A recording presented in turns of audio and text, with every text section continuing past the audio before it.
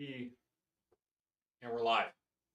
Oh my gosh. I knew I was forgetting something. Not pulling the mic down. And we're live. If you're not watching this live, then down below there'll be a little timestamp that says when I actually start the first video. I'm just going to go through the videos that I'm going to be watching. I let people trickle in. People don't normally show up at first. YouTube doesn't really show it until it starts, which is fine. Makes sense.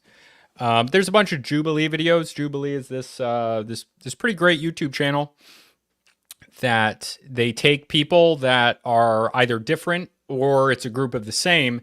And when they're different, they see what they agree on, what they don't agree on. When they're part of one group, in this case, that's what this video is. They find out like whether all of this group of people, what they agree on and what they don't. And I think it's really great to show the both the differences within one group of people, and sometimes they do the videos like on a racial or ethnic group, like do all Native Americans think the same, all Asian Americans think the same, all white people think the same. They cover a really broad group of people. It's really nice. Or it's and then they see what they agree on. It's nice to see the differences in opinion within one group of people, whether it be an ideological one, because they do that as well. Well, Democrats, Republicans think the same. Then they'll do like Trump voters versus Biden voters back in the day. They'll probably have a Biden Kamala one on eventually. And I like that a lot. And then for this is especially important because it's one group of people, and then they're asking them questions, see what people agree and don't agree on. And they show that group of people is not a homogenous group, right? They don't all think the same. And I think that's especially important for Native Americans because they are a group that is often very much homogenized to be almost not really human. Like in my perception, a lot of the views that people have about Native Americans in popular culture is that like they don't even distinguish between groups, and there's enormous diversity in Native Americans, because you have this place that, unlike Eurasia, where there's a massive, over thousands of years, there's this unifying force that gets to the point where there's only there's really only Indo-European language family in the US. Okay, there's multiple language families and a lot more languages amongst Native Americans. And that's tied to culture, so that often is kind of a stand-in for people having the same culture. Not always, but it is. We've had Doc Brown, Wandering Humist, on. We're going to have him on again. He's the linguist that comes on to talk about this stuff.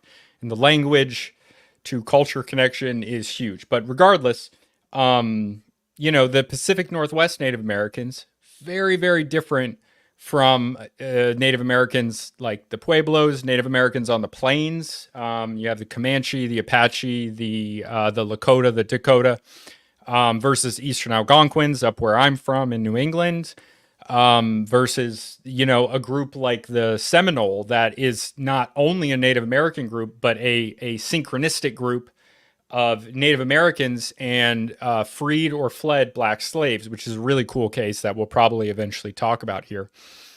So I'm going to get into the videos in just a few minutes. Let me know in the comments how my audio is, especially when I start the video compared to the audio on the video. I'm working. I just ordered something that I think is going to fix that problem. I think I'm going to get it to the point where I can see physically on my soundboard, but I'm not there yet today. So maybe next time I go live. But yeah, just give me a couple minutes. I get way more watchers on Twitter, but I don't think they stick around. If you're on Twitter, you're on YouTube, say hello. I will sit here and talk to the void for 3 hours. I don't care. I can pretend that people are watching. I'm okay with that. Yeah, that's what we're going to start with. Do all Native Americans think the same? Why did I write a like on here? But I think we can start that. And I'm gonna be doing something today to see if I can dissuade them from stopping me. What is up, Fabian? Nice to talk to you, man. Nice to see you in the comments. I appreciate all your support. From the Chilean homie. Appreciate that. And yeah, so Native Americans. So Native Americans can broadly mean Native Americans to the American continents of North and South America. But as far as I know, this today is these are all from the United States. There might be some from Canada because a lot of times, these foreign borders get imposed. This happens anywhere that colonialism happens. And those borders sometimes go right over a group, and that creates some issues in the future. You have that with the Haudenosaunee, also known as the Iroquois. You have that with some of the Pacific Northwest. I think the Haida crossover. You have it with the Huron. You have it with the Ojibwe. But regardless, Native Americans, these are all going to be North American Native Americans as far as I know. And I think we can get started. Let me just drop that timestamp. Of 6 minutes in the description. And we're going to see what these people have to say and give our own thoughts on it. The cheapest form of media, reaction media. But I think that I have something unique to put here. So let's go. Oh, wait a minute. I'm not at 6 minutes yet. I can't be looking at StreamYard. I got to be looking at, oh, I'm frozen. I'm here. Okay. No, the 6 minutes is fine because now another 20 seconds have crossed because I'm not good at technology. That's all right. If you're here watching this, you probably know that I am rambly and that I'm bad at technology. I used to be good at technology, not so much anymore. Not so much. All right, let's get started. Like, I'm here. Tell me how the audio is. My audio versus theirs. I like the music. God, was anyone watching that time we did the Australian documentary on Margaret Mead? That music was amazing. Disney's Pocahontas. 3, 2, 1. I'm thinking we're going to see a variation of age here. I don't actually remember what's in when I was a child, and thank you, Fabian. I appreciate it. The first Native anything that I seen, right? I see the good in it, I could see natives on the screen, but then you have songs like Savages. Oh yeah, Barely Even Human. There's bullshit like that's in there. I liked it when I was a child, but so I will say that it's not like that song is in there endorsing what is being said on screen. What's up, Enchiladas? Nice to see you again, brother. It's not like that. I get it. I get why he's offended by that. Totally understandable. But at the same time, that's in the movie because it portrays how they thought about Native Americans. And yeah, they viewed them as barely even human. In some cases, not human. This is normal, which doesn't mean it's okay, but this is normal in cases very often in the past of very different groups meeting each other like this. So I get it. I get why he's offended by that, especially with that being one of the very few at the time representations of Native Americans in media. But it is accurate to it is accurate to how I guess people at that time felt. So I understand also why it's in the movie. But yeah, I'm learning how to switch back and forth between these to stop me getting shut down. I'm doing fair use, but they don't believe me. So let's keep going. As an adult, nah. Yeah, I mean, some of those songs are bangers, right? Colors of the Wind, you can listen to that all day. I mean, maybe not that one. That one's definitely offensive. I would jump over there for that. It's tough because it gave us a place to have something to speak against. Okay, so I'm telling you right now, you can see the differences in phenotypes, the differences with how people look in this. And I watched this video years ago. So this guy is going to get attacked for looking more white. And we'll talk about that a little bit later. But yeah, that is a contemporary Native American issue that exists. To say anything about. So do I need to be mad about it that it actually gave us some sort of on-screen, even though it's a cartoon? I don't know. I think it's great that we can talk about it now, but the fact that it exists, I think it's a dangerous depiction, especially of Native women. And a lot of our youth have had to experience difficult. A lot of these tribes have 2 or more names. Sometimes it's the name that they were given. In the case of like the Iroquois, that's a French word. They call themselves the Haudenosaunee. That's what they like to go by. I generally like to use those names. Not always. Sometimes it's easier or more recognizable to use the other one. But the Dine, I think, is a tribe that is. I know them by another name. I'm going to look that up. Things, racist things, because of that imagery. Of course, it's the Navajo. The Dine are the Navajo. Yeah, I should know that. The Navajo are like one of the largest tribes, but I know a lot less about Western Native Americans than I do about Eastern and especially Northeastern. I've done archaeology on Eastern Algonquin stuff myself. It further engraves those stereotypes that somehow Native women That's a good all point. dressed like that, sexy, like way back then. And like my opinion of Pocahontas has evolved over time. I would say 6-year-old me would say strongly disagree, because I saw a Native.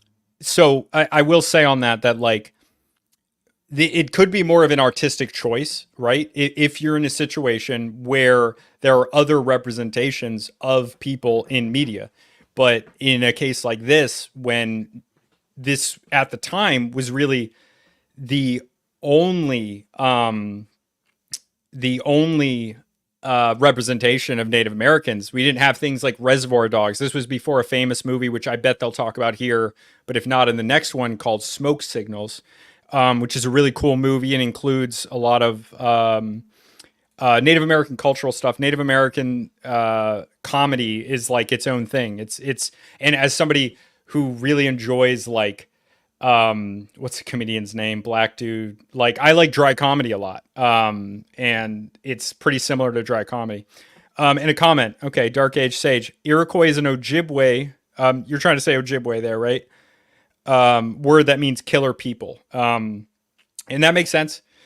A lot of times also the name that a tribe is known by is like what another tribe said about them. So like, because explorers, European explorers, they come out, they meet a tribe, and they're like, hey, who else lives here? Who lives west of here? And then the people west of there, often when different nations, tribes, cultures are near each other, they're enemies with each other. So they're going to have a name like, you know, disgusting swamp people or something like that. They're going to have like an insult name. And then that ends up being adopted as the name of those people, which is a little funny. It's also, you know, it sucks that people aren't like being called by the name that they call themselves. You know, that I think that there's inherently something wrong with that, but it's still funny. It's a funny historical fact, regardless of the deeper implications. Yeah, please like the video, by the way. I really appreciate it. If you're not subscribed, subscribe. Got a bunch of anthropology stuff out here, what I like to talk about. So let's keep going. Native woman, and it was a happy, romanticized, you know, story of Pocahontas. But as I've grown up, I've done more research on her story and what's happened to her. Yeah, the true story is not the fairy tale. Oh, this is a great question. I'm really glad to hear about this. I want to hear what this woman has to say. Mine definitely does not. And okay, There's no good. that's huge because casinos are not always actually beneficial. There's a few tribes where I'm from, biggest casinos in the world. Actually, up until a couple years ago, biggest casino in the world. And this is bumfrick Eastern Connecticut. There's not a lot of people there. And biggest casino in the world. People come from a bunch of places until a few years ago. And they're rich. That tribe is very rich. They're great. They weren't always. A few decades ago even, they were dirt poor, which is the experience of a lot of Native Americans, unfortunately, in reservations that don't have job opportunities, all this stuff. But that doesn't benefit all tribes, especially if you're in a place like the Pacific Northwest or Oklahoma, which is very dense with their amount of Native Americans. Where I live, it's really just the Pequot that are around. And there's two groups of Pequot. There's three, but the other one's in Ohio. They are in Ohio because of, you know, wars that they were expelled or they fled. I don't remember which. A lot of them were also sold as slaves. Just want to get that out there. But the there's two tribes there. They have a lot of money. It's Connecticut. It's a rich state in general. And they are fortunate for that. But then like some of them aren't even profitable. They open up casinos, they're just losing more money, and they were already poor. In places like the Pacific Northwest and Oklahoma, you'll see these rinky-dink casinos every 20 miles because every tribe is trying to get in on it, and unfortunately, it doesn't help. Not in at the same time, I don't agree with gambling in general. I don't like it. Advertising because they don't have the funding or enough funding to like advertise it and market it really well. So every time I'm there to get my favorite chicken fingers and mashed potatoes, their own customer base is their own people. And so they're not really bringing in revenue from tourism or anything like that, or just people driving down I-90. Yeah, I mean, like the Chickasaw Nation, like we're able to provide all sorts of services for our community because of profits from our casinos. Like just basic health care, like we have that, like school services, all these things, and it's very beneficial to my community. My tribe is new to gaming, but as far as I know, Navajo Right. It's not Call of Duty. Let's not call it gaming. Nation scholarships could increase because of all of the gaming and that revenue, but I haven't seen it. Like the Navajo Nation scholarships are not very much at all. Yeah, and the Navajo Nation, Dine, as we just learned, I think I've heard that word before, but I'd forgotten.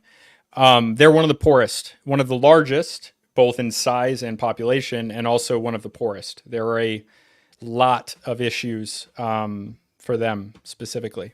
I think that that's a huge stereotype that a lot of people are always like, oh, well, you guys have casinos.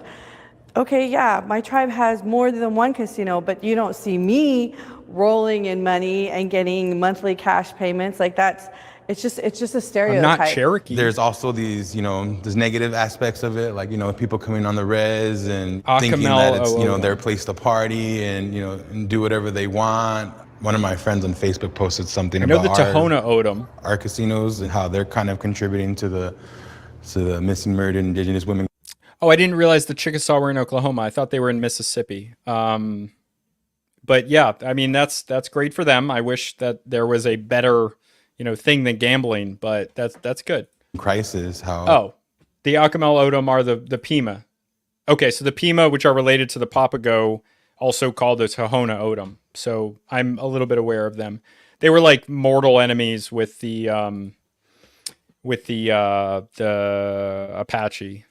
That's a lot of women come up missing at these locations. And they're hot spots for human trafficking. They are. Yeah. Just to put it in perspective. So this is a thing that not everybody might know about, but like Native American women are the largest demographic of missing peoples. And as far as I know, that's still continuing today.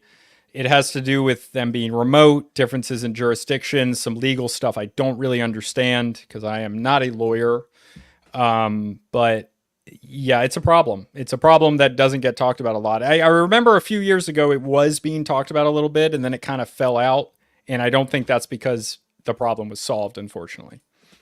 Perspective for people that don't know what this issue is. In 2016, 5,712 this women video is were a few years reported old, missing. by the way. And that's only 2016. They deemed this epidemic a genocide, and that there are just thousands and thousands of women going missing and murdered. Be a little bit of a stretch, but I and so get this it. is something that I see we the need argument, to at find least. solutions for. The general public is unaware of the trauma in our communities. Yeah, I would be strongly agree on this one. Yeah, nobody's going to disagree with that. This is a huge problem. Because they don't even know our history, don't understand our trauma. Yeah, before we get into this, look, so 86% of Indigenous women are unalived. I have to say that on YouTube by Indigenous men, and yet they still blame white people.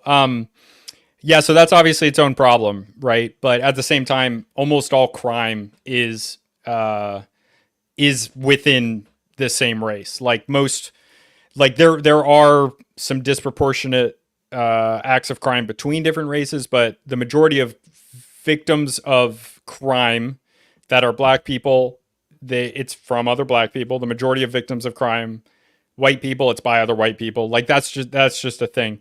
And yeah, perhaps it probably isn't great that they're concentrating on the less common one than the more common one, which is, of course, the same race, attacking and harming other women. But that's its own issue. And people do talk about, crime, like men attacking women in general. I think that is a topic of conversation that people are talking about for good reason. Fortunately, sometimes some of these very real issues like that, they kind of seem to get blindsided and put to the wayside by what I would call less consequential issues. This is one of my biggest criticisms of like woke ideology, is that they tend to concentrate on things that are not as there should be a hierarchy of things you care about, and mean words shouldn't be the top. It should be like violence within people's communities, theft and crime and all these terrible things. But I think there is still something to be said about, especially people going missing. I think there's something more inherently scary about people going missing, and some of these cases that get solved, like, it's the traditional stuff you'd hear about with other sorts of crimes like this. Like, there's a trucker, like, that would be a stereotype. I'm not attacking truckers here, but truckers, because they're moving across the country, have historically, like, that, not that all truckers or even most or a good portion of truckers, but that's the type of profession that somebody who wants to drive around the country and do nefarious things is going to pick, because they can go into different areas and then leave immediately and it's not suspicious at all. Yeah. So yeah, there's something to be said about that, but the same reason people concentrate on statistically much less important, much less numerous things like school shootings or like serial killers, even though these are very unlikely to happen. There's something about them which gets people's attention to them more. But I digress. And, my younger brother committed suicide when he was 17. My little brother was one of 8 Navajo boys that committed suicide that summer in my area. And, when I talk about that, they're like, oh my God, like, what can we do?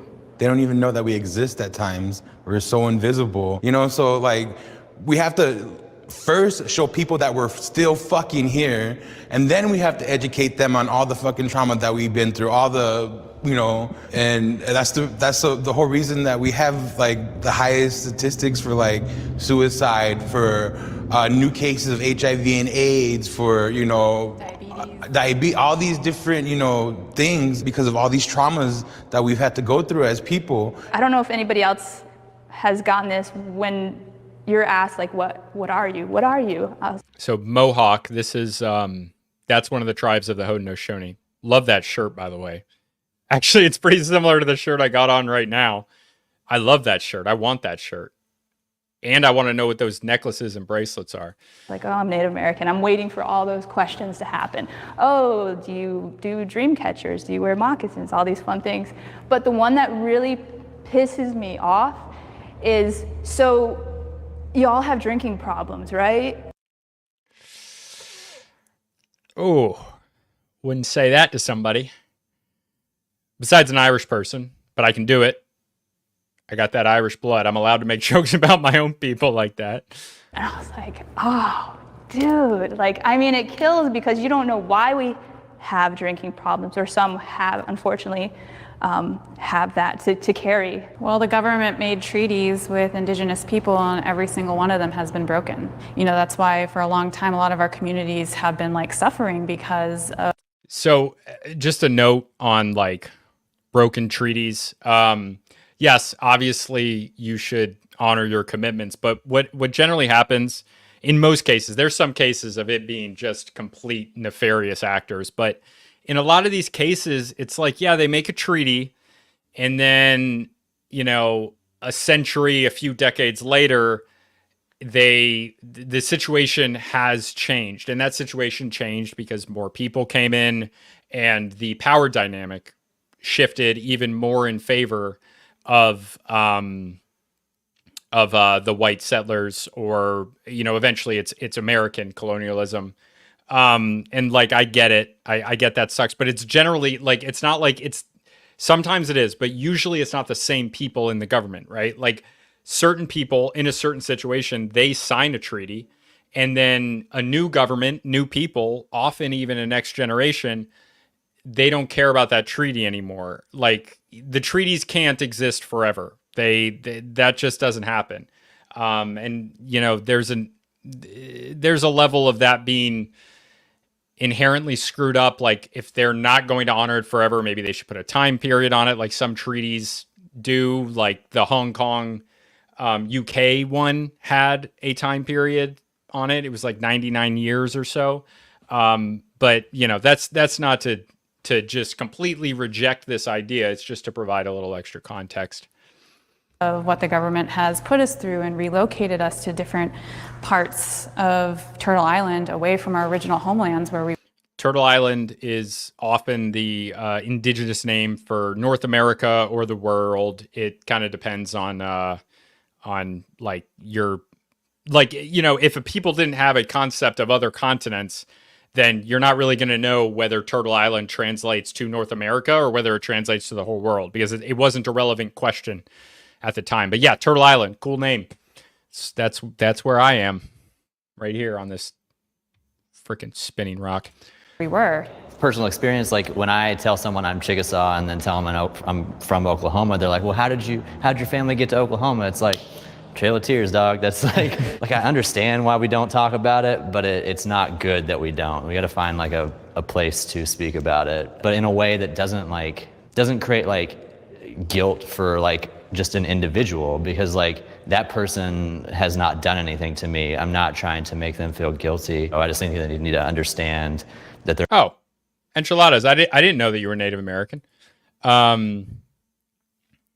Yeah, isolation is slow death. And it keeps most people down. Yeah. And that's like the cultural destruction of something like the Trail of Tears, of being, you know, separated from your ancestral home, your subsistence strategy, more importantly, but that is very tied to the land itself. You know, that's how cultures are kept, and also through language. And then there were these policies. I know I've got some listeners right now who are like, what's he talking about? Like, I know I don't normally talk about this type of stuff, but yeah,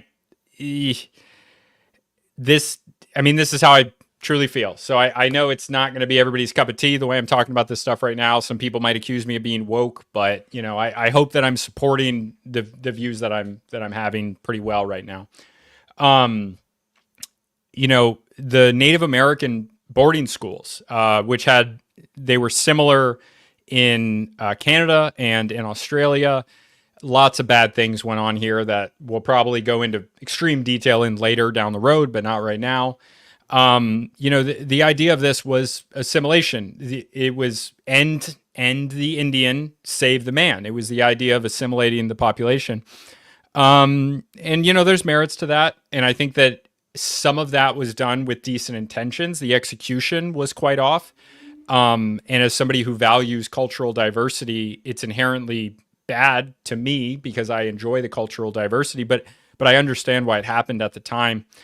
But, you know, taking away the language, removing people from their land, their subsistence strategies. I mean, these are classic, not just in the United States, in Canada and Australia, but also like across the world where this stuff happened over a long period of time. And usually the way it's done is based on the technology that they have at the time. A lot of times it wouldn't even be assimilation. It would be, you know, get rid of the men,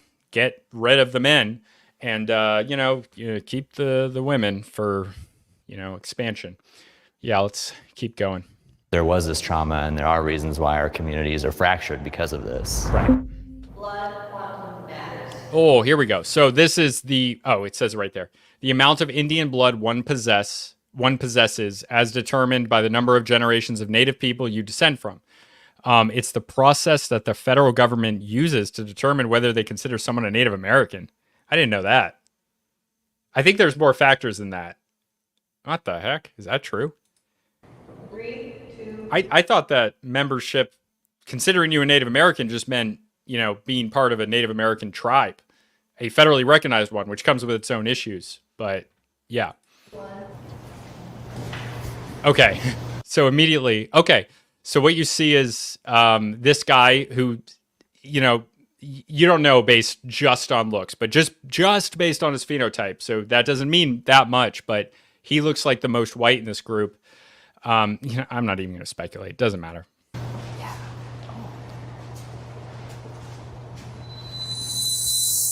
Okay, so they're even only in somewhat agree, right? You know, during the 70s, during the American Indian movement, there was fighting between full-bloods, half, you know, and that created this divide of, you know, who's more of the superior Native, who's more of the full-blood. You know, if you can prove that you are Native, whether you're 1/16th, but you can prove it, I'm totally for that. I feel like blood quantum creates a divide, and it's further, you know, separating us from our culture and from who we are. Another thing we have to look. Yeah. So this obviously, you know, cultural anthropology channel. I love when they're concentrated on the culture. That's what's important.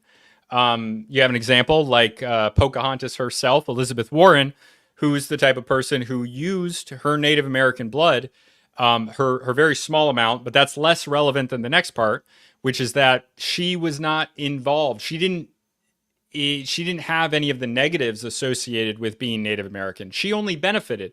She didn't grow up on a reservation or even involved in the culture at all. She never did anything, as far as I know, to help Native Americans. She only benefited. And that's why she's one of my least favorite politicians. I think that's truly disgusting.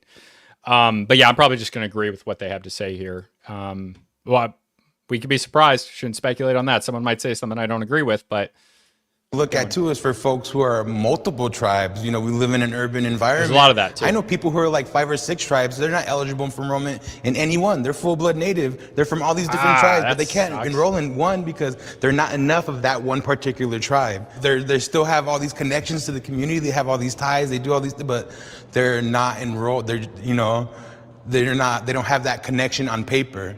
You know, we can't help that we're mixed blood because of our histories and what happened to us. You know, our ancestors were raped. They were taken from their tribes. Okay.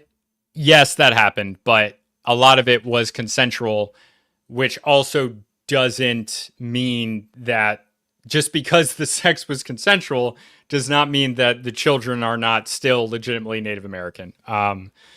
So we have a lot of Native people coming back today who want to be part of the community, and we should be accepting of that. And yeah. Oh gosh, I wish I remembered who he was right now. But there's this dude on Twitter that's like part Native and then part European. I don't remember what kind. And he had this like short video where he's like, when you're doing I'm paraphrasing, when you're doing a ceremony and you call on the other ancestors, and he's like in Native American stuff, and then he does a thing, and then it's like, it's like a raven's feather instead, and then it's all like, it's like, it goes into like a Norse, you know what, whatever. I shouldn't be telling you guys about a short video. I'll find it. I'll find it and share it because I loved it, but that type of thing. Blood quantum shouldn't matter, you know, that's who they are. Well, for myself, I'm full-blood Tohono O'odham, but I know so she's Tohono O'odham, also known as Tohono O'odham. I'm pronouncing that wrong, I guess. I gotta know. Sorry, guys, I know you don't care. I gotta know how to pronounce it. For myself, I'm full-blood Tohono O'odham. Tohono O'odham. Tohono O'odham. I'm still doing it wrong. Tohono O'odham. Close enough. I feel stupid saying that for some reason. Autumn. Sounds like autumn, naka, whatever.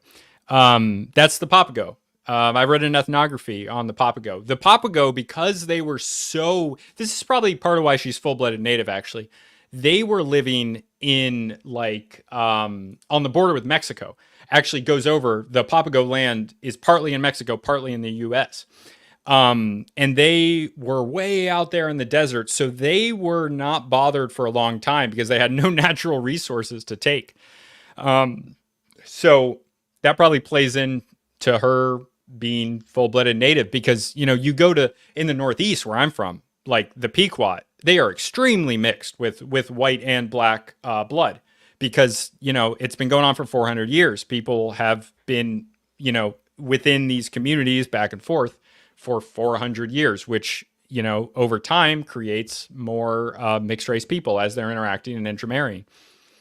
But I know that there are a lot of, there are people that can say that they are Native and they're not, and that can be very hurtful to people that need to get the same benefits. In college, I was looking, I got a list of all the people that were Native in my college. And I went and I found everybody. And this one girl was like, oh yeah, I just said that so I could get in. Because the school didn't ask for any, you know, they're just like, oh, if you're Native, check this box. So for me, expel her. I say that, yeah, I somewhat agree that it does matter. I mean, I see the benefits. That is way different than just thinking about blood quantum. Because that was just a person, I assume a white person, could have been black, Asian, whatever, but they were just like, oh yeah, I just said I was Native to get in. Don't do that, man. Come on. That's crazy. Too, because sometimes when you have to apply to something, like scholarships or certain things, you know, they do want accurate records. Yeah, but like how much is enough blood? Because like I think if we're going to say that blood quantums are important, then how much is enough to be a Native person? Ooh. Very rational argument here. He's like, okay, blood quantum matters. Let's put a number on it. Like, if it matters, when does it matter? What's the scale? Like, what's the criteria for when it matters? And I think that creates a really good argument that people can have to be like, to understand that at a certain point, it has to be arbitrary, which is why, you know, I'll let Native Americans talk about this because I'm not comfortable talking about what I think blood quantum matters. I truly don't have an opinion because this is one of the few times where it's truly not my place to say. You know, I think that it's totally okay for most people to talk about most things, but in this case, it's like this is one of the extreme examples where it's really not my place to say. It's hard, like when people want you to prove that you're Native all the time. I am very mixed with like so many different races, but like the one I grew up knowing about and the one that I identified with was Chickasaw because that was the dominant one in my household, and that was like what we did. But in a lot of communities, like people who are more Native than I am or Indigenous than I am will be like, well, you kind of can't speak to this because you don't know what it feels like. And it's like, yeah, I do, because I grew up with that exact same thing as you, but I just don't look at. So this is the argument that gets into the idea of colorism, which is like, you know, if somebody is white passing or if they are less black or less Native looking or whatever, then they're going to have a different experience. Totally understand that argument. But it's kind of a separate thing, right? It's like there's a binary at a certain point where like, yes, I'm Native or no, I'm not Native. Like I'm not Native at all. I have no Native American ancestors. I didn't grow up, like I'm not there. That's very clear, but he is Native. Yes. Like binary. Yes, he is, by most standards and literally legally, which in this case, I wouldn't care that much. Like, I'm not going to go with the legal argument here, but like, yes, he's Native, but at the same time, there's this other side, which is this colorism where somebody like him, he can walk around and he could, if he wanted to, be, you know, any normal white guy. He could walk around and just be like, oh yeah, I'm Italian, whatever. He can pretend, not that he would want to, not that he should. I'm just saying he has that capability. Whereas somebody who is full-blooded Native, like they're going to, no, you're Native. Like you look like it. People are going to know, or they won't know if they have no experience with that. But like you literally wear it on your face. Exactly like you. The trauma is still there. How do you justify that I am less because of like my blood is less? Well, the number is less. Oh God, I don't want to hear it. That's nasty. Oh, I just noticed she's wearing a decolonized shirt.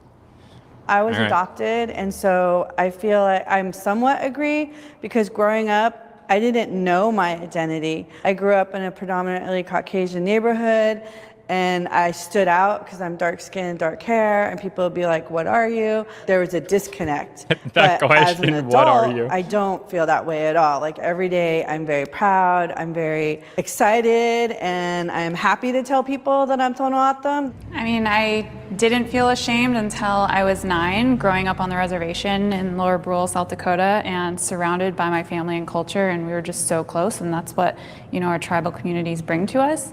But then my dad got a job out in Maine, the most rural place you could go, and that's where I started experiencing racism and started seeing that I was different, and being called a prairie nigger, having brass knuckles shoved in my face because a hate crime was happening because I was walking with a white student who was walking me to my dad's office.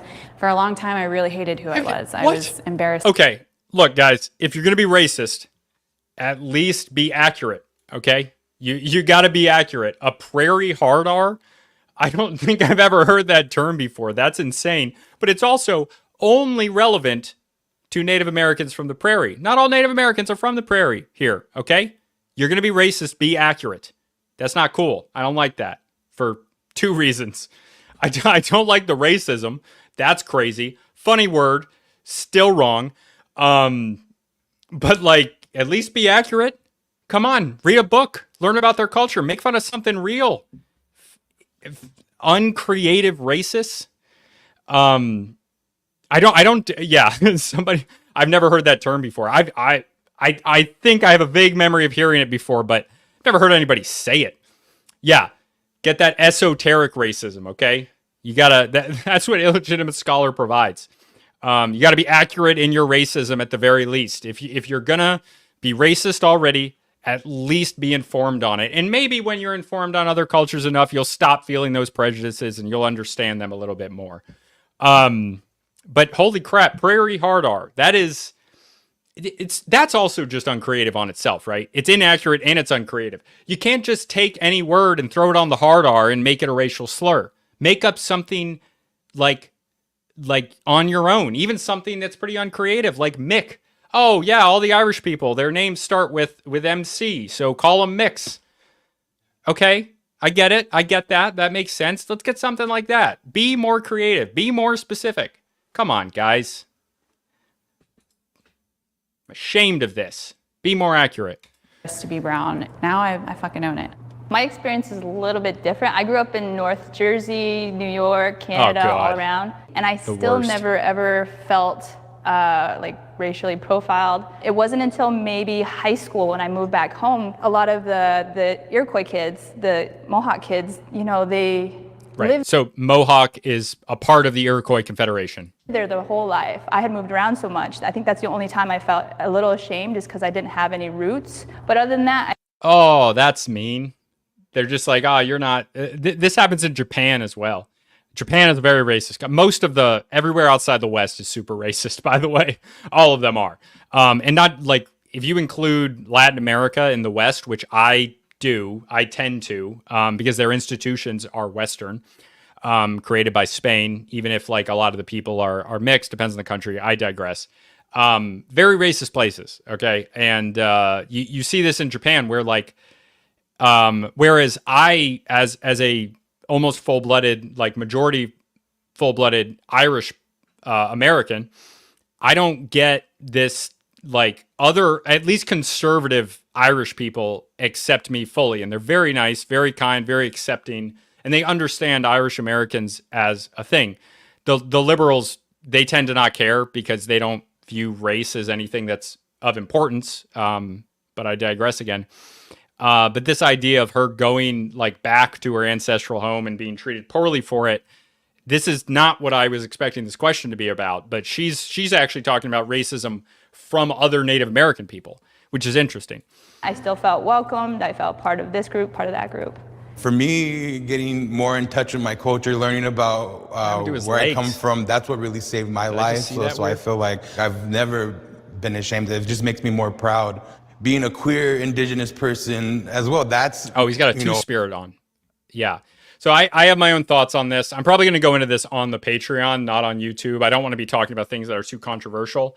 And I especially don't want to be like attacking something that is like related to Indigenous Americans. They tend to get a pass for me a lot of the time. Just being honest, that's my bias. But,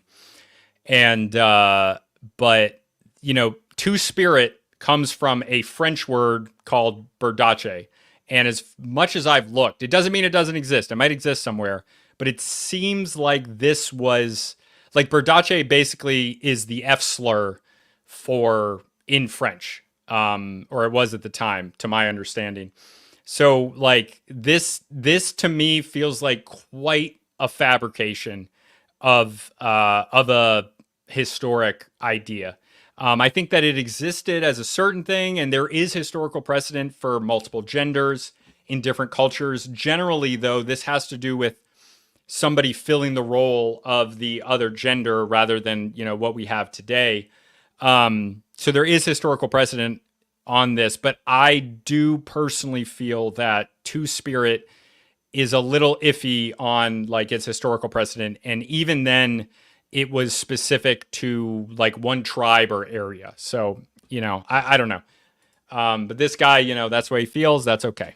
It brought me out of a really dark place, learning about what my role is in the community as a Two-Spirit person. Stone Age Herbalist did do that. I gotta get him back on again. I gotta send him a DM. As a child, from the time I was 14 years old to the time I was 19. Looking back to my upbringing and my culture and all that, the things that gave me a sense of identity, that's what brought me out of those dark places. I believe the government owes us.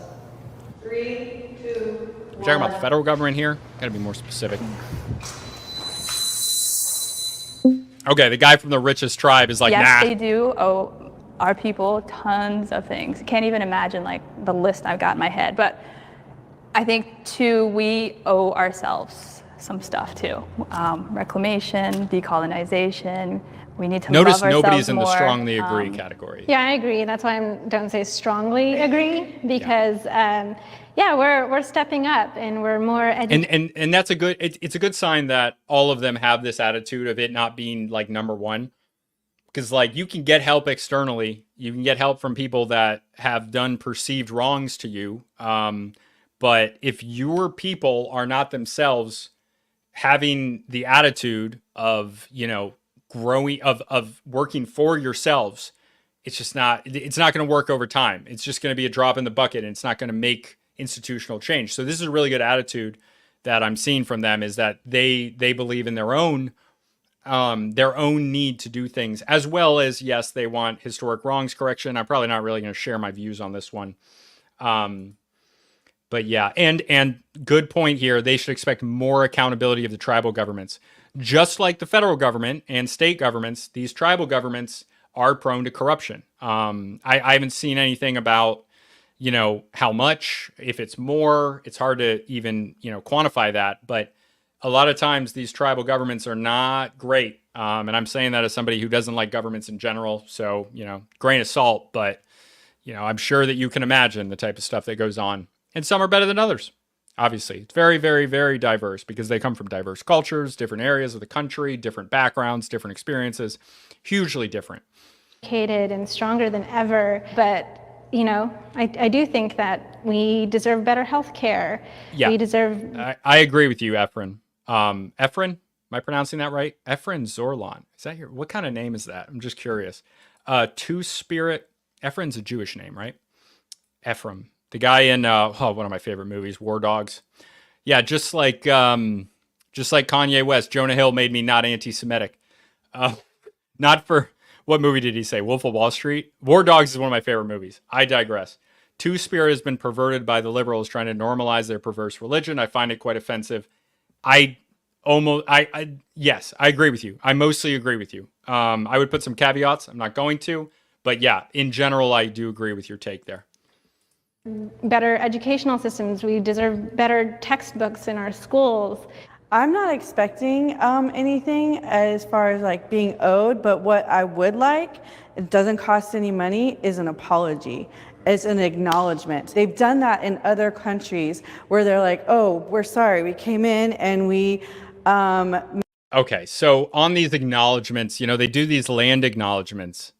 I think that that's less than nothing. Because a lot of times they're just like, oh yeah, we're just going to acknowledge it. We're going to make it clear that we believe we did something wrong. And then they don't do anything. This really pissed me off with Ben and Jerry's. Ben and Jerry's came out and they were like, and they did this whole thing. Like, we're sorry to the Native Americans. And like, we're on Native American land here. This is where our business is. And then the Native Americans that they're talking about are still around. They exist. They're hanging out there. And they contacted Ben and Jerry's and they were like, hey guys, like, I know you're not going to give us the land back. They were being very, very, you know, reasonable. They're like, we know you're not going to give us the land back, but can we talk about something? You know, maybe you could, if you care that much, set up a scholarship, donate some money, build a community center, do something. Don't, like, you get 0 points from me for coming out and, you know, saying that, oh, we did something wrong. We're here. It's empty virtue signaling that you're using to get political points, and you're not actually doing anything besides empty words. And I think that that's less than nothing. If you're not going to do anything, shut up. Just shut up.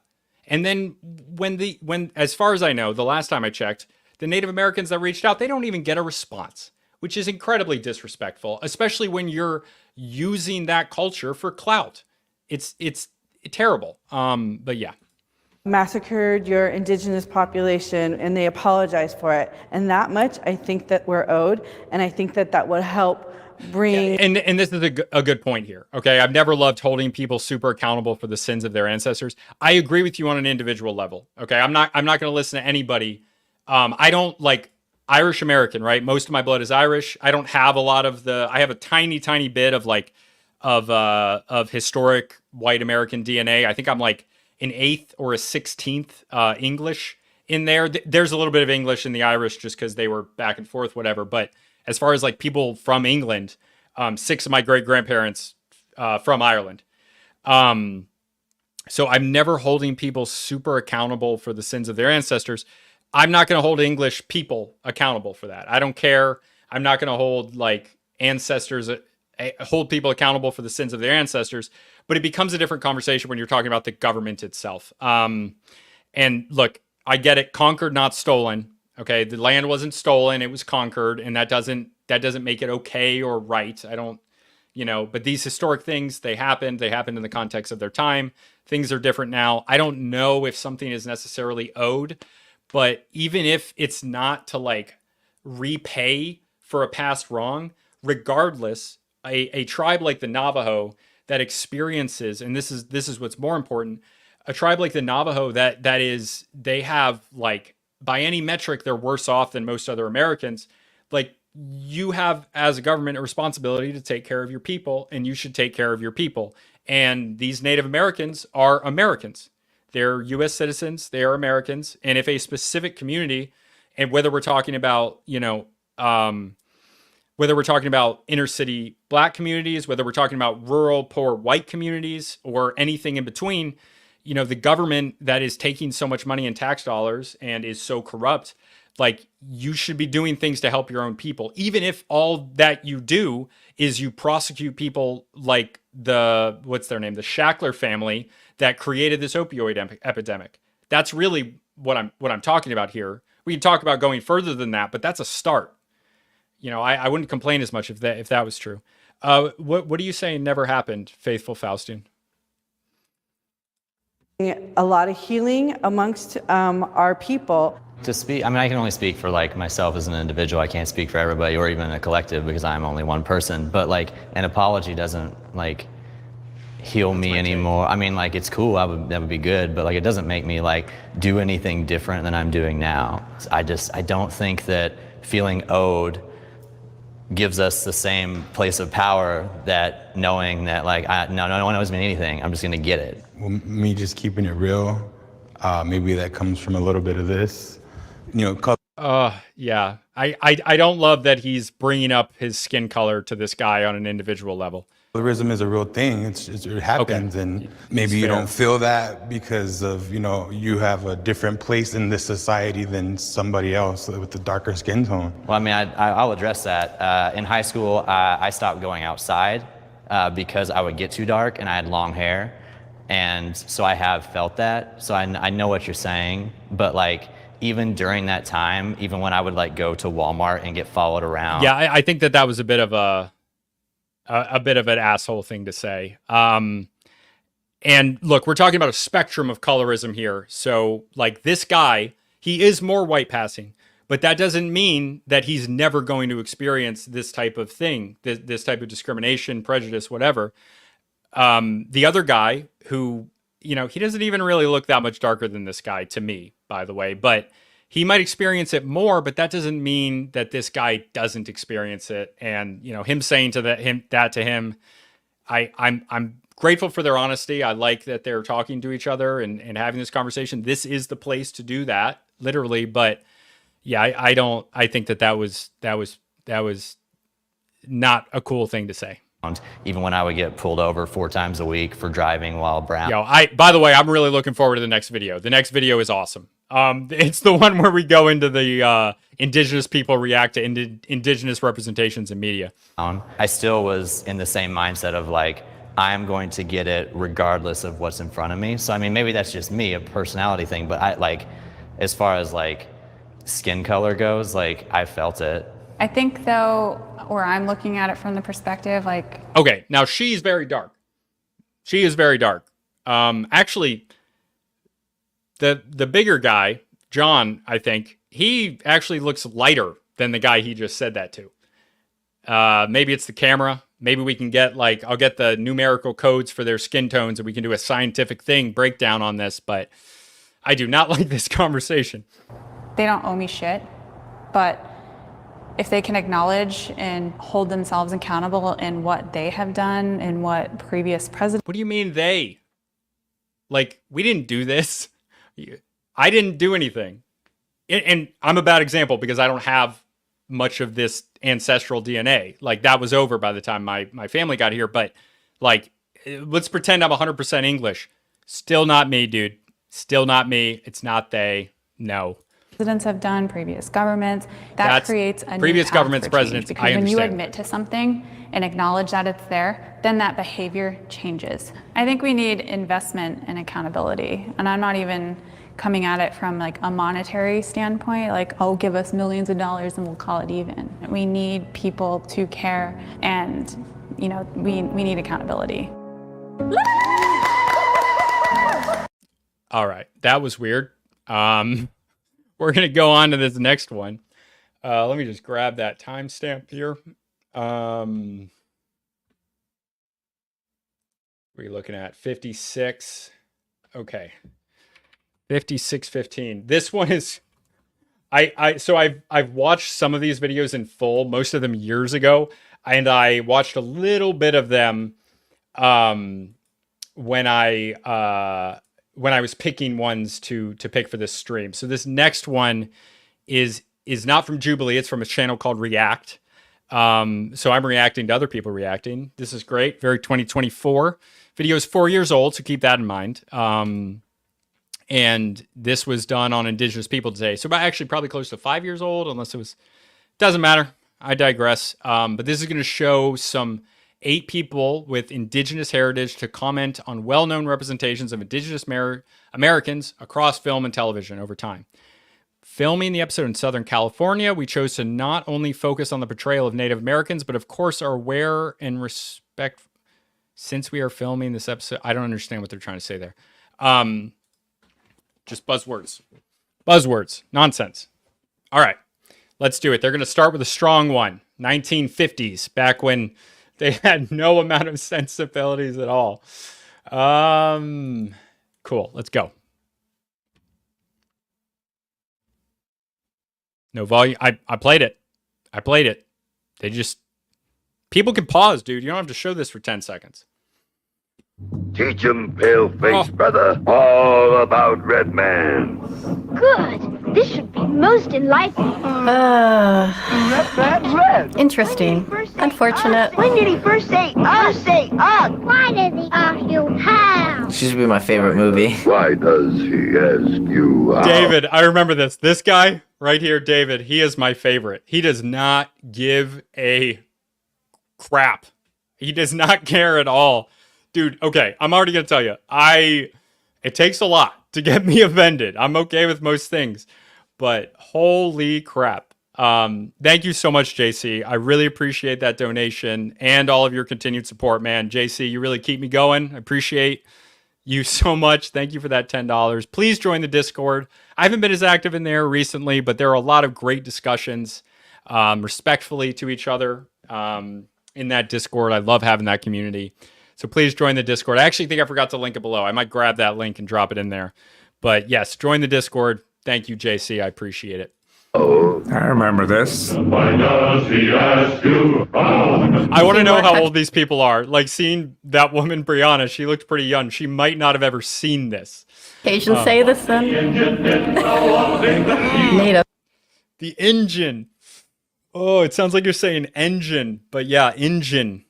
I like the way the word sounds, but holy crap.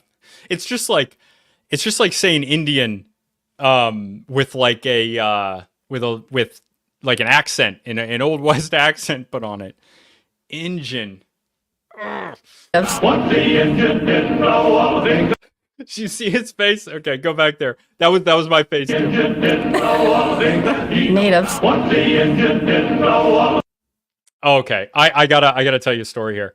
I used to be on the RTM, which is a New England form of government. It's basically town council in my hometown.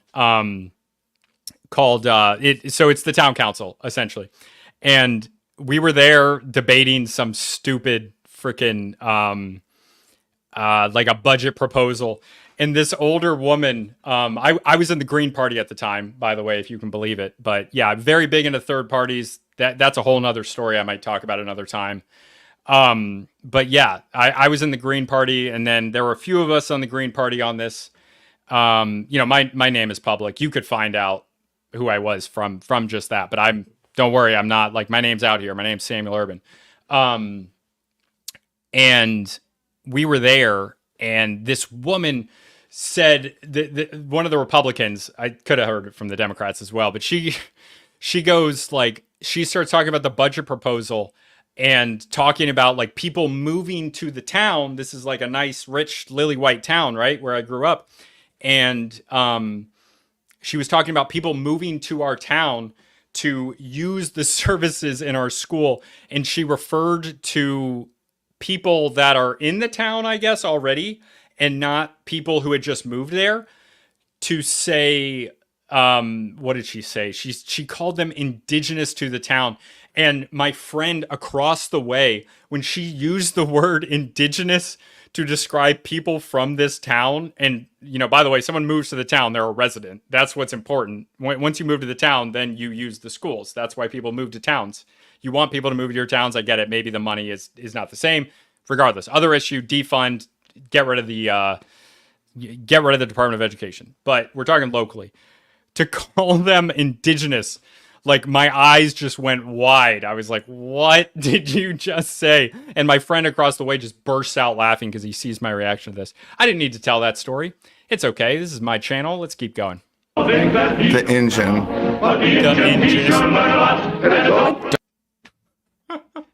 I don't remember this in Peter Pan at all. So when you're a kid, you don't know what you're looking at. Oh, it's so racist. Dude, I'm gonna tell you, yeah, it's pretty racist. Like, dude, yeah, it's my, like, come on. So while many do love this film, there are also many that feel that the portrayal of the indigenous people in this film is pretty... This, by the way, is not the same thing as the Pocahontas one. Like, this is just what they put in the film as, like, a regular representation of Native Americans. It wasn't like it was characters in the film and them showing their perception, like the Savages song that we talked about earlier. This is, like, just how they represented them. It's funny. It's funny. It's racist. offensive. Absolutely. I mean, for one thing, it doesn't have anything about, like, their nation or about, like, who they are. Redskins is just, like, it's such a derogatory term. And then they made, like the native. Yeah, like, look, the red thing, red, yellow, white, black, somehow white and black are still fine and red and yellow are not. But even though they're all not really, like, I'm not really white, black people aren't really black, dark brown, I'm, like, tan, like, it's a different thing, right? But, like, it refers to the undertone of your skin for yellow and red people. They're not talking about, like, those people were red. Like, red Crayola marker. That's crazy. Native peoples in this movie, like, have, like, actual, like, bold red skin. Let's go! Searchers, I don't know. I don't know this movie. I don't know if I ever saw this movie. And I'm guessing he's a white man. it's a John Wayne movie. That guy loves it. He loves it. David loves that movie. He does not care. He just enjoys stuff. That's how we all should be. Savages will be slaughtered, I am sure. I haven't even seen this, but they generally are. Always portrayed as the villain, and not as somebody who's trying to protect the land their way of life. Oh, I see, Faustian. So earlier you left a comment saying never happened, but talking about the prairie hard R thing from earlier. I don't know. It might have happened. I've never heard the term. Again, I went on a whole rant about how that was uncreative racism earlier, which I thought was a good rant. But yes, yeah, I don't know. I'm not even going to speculate on whether it happened, but it's not a word I know. It's not a term that I know. And fighting off invaders who did horrific things to them. Okay. At the same time, in this movie, let's go specific and know that we're talking about Plains Native Americans. The Plains Native Americans, tribes like the Comanche, the Apache, the Sioux, the Lakota in general. The Sioux are part of the Lakota, I think. Hope I'm right on that. They were invaders themselves. They were conquerors. They took people, and this is what we're talking about. Like, Native Americans are not a monolith. Like, there's certain people that were more violent than others, and there's certain people that did certain things while others did other things. I kind of want to watch this movie, actually. Searchers, that looks cool. I haven't watched a lot of these Old West movies, but like, it's kind of accurate to call Native Americans from that area as warlike and violent invaders. They were doing this to other Native Americans before they were doing it like with Europeans. And I understand, settlers going west, it's kind of a separate thing when it's like happening to everybody. But the Apache were killing and taking captives of the Papago and the Pima, who we were talking about earlier, the Tohono O'odham, whatever she said, and the other O'odham group. And then there's things like the Crow Creek Massacre. I'm going to pull this up. And in general, in the past, and this has something to do with forms of ritualized combat that are very common for many early people, that before there are guns, before that, like, large scale combat. Once you get out of the Bronze Age in Eurasia, once you have like the Chinese, once you have like Qin Shi Huangdi when he unites China about 220 BC, this was kind of like what was happening in warfare in general. They don't have weapons that are as deadly as, not even just cannons, but like phalanxes and mass formations of archers. They don't have that type of thing. So a lot of their combat was ritualistic in the sense that they're kind of trying to figure out who is the best. They don't have as large populations. They can't afford to just be slaughtering and having these mass battles where even if they win, they're going to lose a huge amount of their population. That does happen once you get in Eurasia into Europe and into North Africa and even Africa in general, where you have huge populations of people, regular armies, that they can afford losses and they can make more soldiers and they have more dense and larger populations. But when you're talking about North American Native Americans, as opposed to like the Aztecs and the Incas and the Mayans, who also had their own forms of ritualized combat, though for a different reason, this was more of a cultural reason. Most of the combat is going to be more like that ritualized combat where some people are going to get injured, maybe a few die, but generally all they're doing is trying to figure out who's stronger, and they're not trying to lose that many of their own people. And there are videos of this, in like Papua New Guinea where this stuff happens, but that's not always true. That wasn't always true, especially when you have in North America, certain groups of Native Americans, depending on where you are, that are a lot more developed, and they have a lot more of political, ingenuity is not the right word, complexity. They have larger political complexity. They have larger groups of people. And so the Crow Creek Massacre is a site. It was a thing where the excavation, a part of the site was in the 1950s. And this was where there is a mass grave, which the archaeologists can tell from, they know whether someone was killed, was unalived. Sorry, YouTube. By a wound, by like because the bone heals, right? So if somebody doesn't have their life ended by a wound, then you would know because it would look different. But if somebody does immediately, they're not alive anymore because of a wound they have, then that is going to show up in the archaeological record as a fresh wound just in the bones, even though all of the meat has deteriorated. So they know that this was a massive massacre that happened well below Europeans were in the New World. So this did happen. And so, yeah, let's continue. But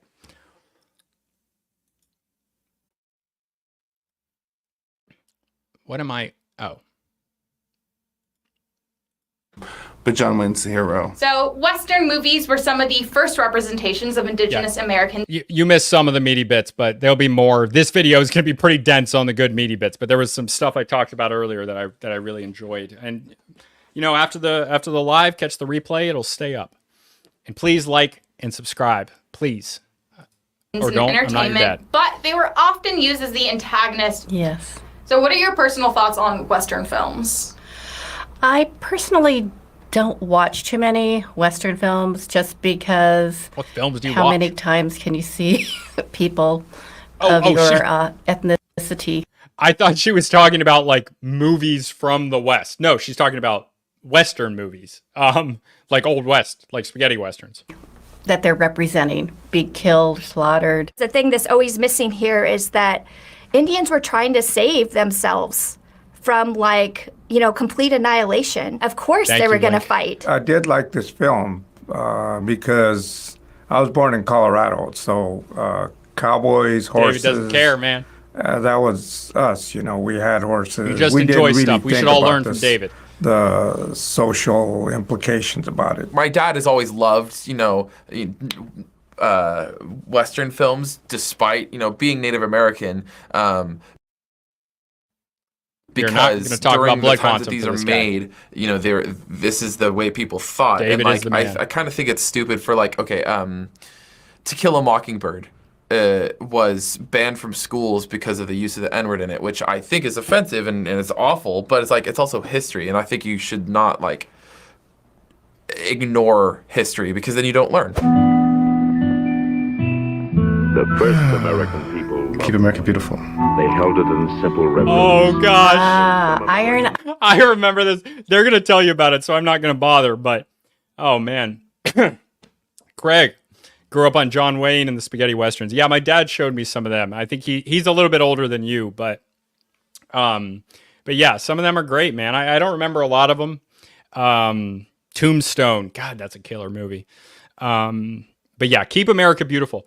This one is not what I was expecting. This isn't film or TV. This is an advertisement, and the story behind it is pretty cool. Let's hear. They're going to say something about it. Eyes Cody. Iron Eyes Cody is actually Sicilian.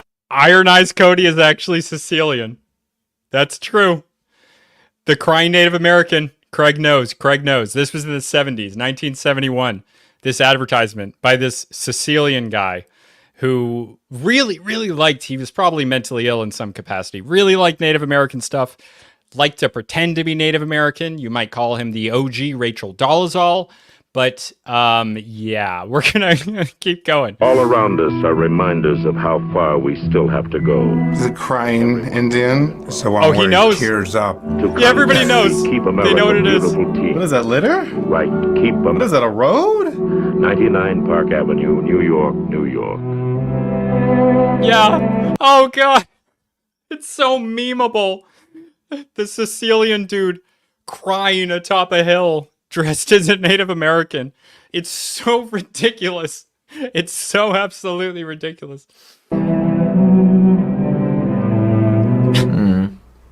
I got chills from that. A different perspective. See, and he doesn't know. He doesn't know the background of it, so he got chills. It's a good advertisement, okay? It's a really good ad. It has a great message. Stop littering. You know, that's great. I think we can all agree on that. But unfortunately, the background of it is laughable. Of like Native Americans being like the caretakers of the earth and like pushing got a good us point to there. like actually. But at the same time, maybe that's good to have that because, you know, while, you know, I don't want to homogenize Native Americans, of course, I've been very clear about that. But at the same time, you can generalize Native American cultures, at least in the past. They've, of course, changed a lot today with assimilation and everything. they were better at taking care of the earth. All of them were. Once you get into like the Aztecs, they don't have like industrialization and stuff like that. But like in North America, their styles, their indigenous, and this is true of many indigenous people based on the modern definition, which has a lot more to do with your subsistence strategy than actually being indigenous to a place. Like obviously the Irish are indigenous to Ireland, English indigenous to England, but that's not what we're talking about when people use the term indigenous today, which has its own issues because the word had other meanings, but I digress. It was an effective advertisement. And I think that it's fair to generalize, although it's manifests itself in different ways, Native Americans as, at least in the past, with being better caretakers of the earth. And, people don't like that, but I'd be interested to talk to anybody about that because like, if you go to the Eastern Algonquins were affecting their environment. They were strategically cutting down and burning areas of the woods in order to create more of the environment for the animals that they hunted. They were horticulturalists. They used the Three Sisters, which is common throughout North and Central America. They grew the Three Sisters, but they also were hunters. This is like a step in between actual full-scale agriculture and hunter-gatherers. They weren't hunter-gatherers because they did practice small-scale forms of agriculture, not of agriculture, but of planting things. They used the Three Sisters, and then they were hunting, and they were affecting their environment, burning, and a lot of people don't know about this, burning down parts of the forest in order to create the environment for the deer and the other animals that they hunted and trapped. And there are other examples of that from other places in North America and other parts of the Americas and other indigenous people across the world. And I think the reason it's important to hold that idea is because their type of environmental and sustainability of a culture in general, these indigenous, and not just indigenous, but also the traditional beliefs of our own cultures, traditional Irish, traditional English, German, European, Asian beliefs, they were much better at creating a sustainable culture for the environment, but also for your own population. We do not have a sustainable population right now because we don't have the birth rate for it. They had that. They had rules in place. Mourning wars on the East Coast of the US. These sustained their population. Unfortunately, when all these dying offs happened, when you had diseases ravaging, that cultural idea then turned into something different, which worsened the population crisis. But when it was a normal situation, before all of this chaos came in from these European diseases and then later European settlement, it worked very well. But yeah, let's continue.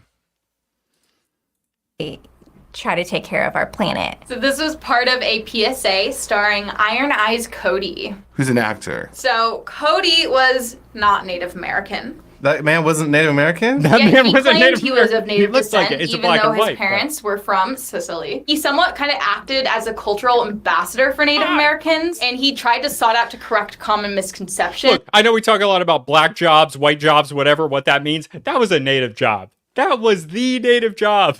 Freaking Sicilian. About Native Americans whom he claimed to be his people. How interesting. There were a lot of people that lived their civilized life to live with Indians and even white men. David with a good point. Okay, let's talk about the 1700s. Benjamin Franklin wrote about this, dude. In the late 1700s, it was actually a problem. There are multiple, I'd have to dig them up, but from the 1700s, there are newspaper articles about white people running away to live with Native Americans because they didn't like white society. There's very few examples of the other way around, which might tell you a little bit something about our society. Of course, it's not the richest people at the top in Western societies that were going and doing this. It was the poor people. And it was a problem. They're losing people. They're joining the Native Americans, which we were talking about this earlier. That's where some of that white blood comes from. It doesn't just come from grape, non-consensual activity. It comes from consensual activity as well. What's up, Red Raptor? Glad to have you. Haven't seen that name before. Hello. Probably if JC is still here, he's going to hit you with the hello because he always does. Always supporting me. Appreciate that, brother. But yeah. But he loved him, actually. Every culture should be appreciated. So he just said, and he's the oldest guy here, as far as I can tell. He's talking about everybody loving Iron Eyes Cody. Maybe they even knew he was Sicilian. But the message was still good, and it was a good representation. Of course, on an individual level, probably would have been better if that was a Native American. But I think he did marry in to Native American culture. So like, there's an argument to be made there. At least his kids would be Native. And it seems like he had an actual healthy respect. But this is one of those times where it's not really for me to say. But I can say that it's funny, and it was a good message, which I believe. To an extent, as long as like you appreciate the right reasons for the culture and what they do. You can appropriate like the image of like the native culture as long as you're telling a story that's like the true story of it. He probably was appreciating the culture. Okay, and they seem to recognize which that. I do. That is very nice and genuine. I think he really was. I just wish they actually used a Native American person. It would have been nice. Pocahontas. I had a big crush on Pocahontas. I had a big crush on Pocahontas. First of all, she was a child. Oh, sorry. Big crush on Pocahontas. Okay.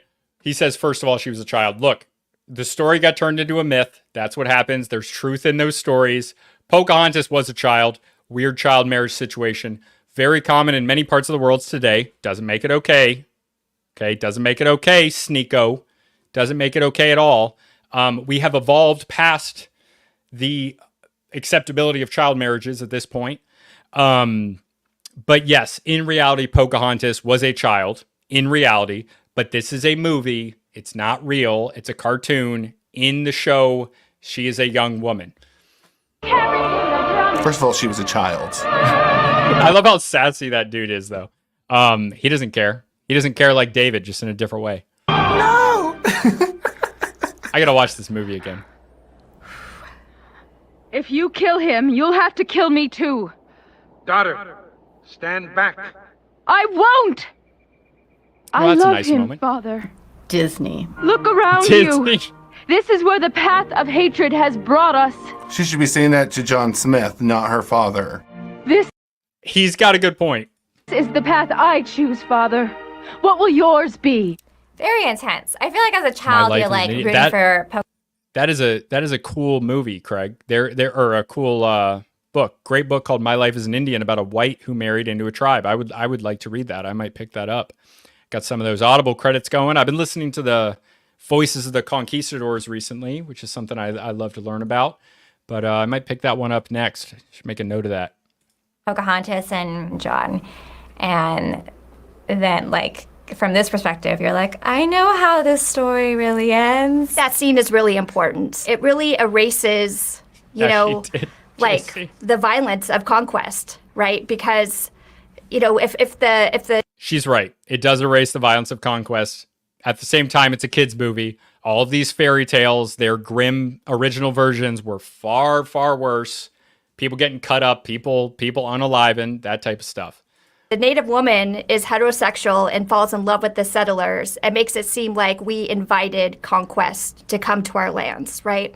That we wanted this. Even though it's pretty much incorrect of her life, I do kind of appreciate them trying to at least this is make the it be 90s. more of a gentle message. Many claim that Disney kind of distorted the story of Pocahontas, focusing on her relationship with a man and kind of placing that. Look, that's normal. This is what happens in media. Yes, they did that, but at the same time, like, every story ever has done that. And you can kind of trace over time when these stories change. I did this in a real old podcast episode I might like to revisit. Like Mulan. There's some evidence that Mulan was a story that came from the Xiongnu or the Xiongbai, which was a group of nomads that were at war with the Chinese. And the story of Mulan then gets, it originated, the evidence is not perfect, but Mulan, to me, I tend to believe that it was originally based on this being a woman joining the military, I guess. In the case of the movie, not in the nomads, it would have been just joining the tribe to fight. Women participating in stuff like that does have historical precedent, but it has much less historical precedent in a established state that has an army like China, especially when you bring in Chinese Confucianism and this literally patriarchal society, that word gets thrown around a lot. The word patriarchal, but in the case of Confucianism, it's very hard to argue that Confucianism is not patriarchal, and they were much less likely to accept women into their military than a group like the nomadic Xiongnu or Xiongbai. Those are groups of them in particular, and also groups that are at their that are similar to them in culture, because they have a lower population, because they have different strategies of subsistence, because the women are traveling with the men. Those women were much more likely to participate in armed conflict out of a need, essentially, based on them not having as much of a population.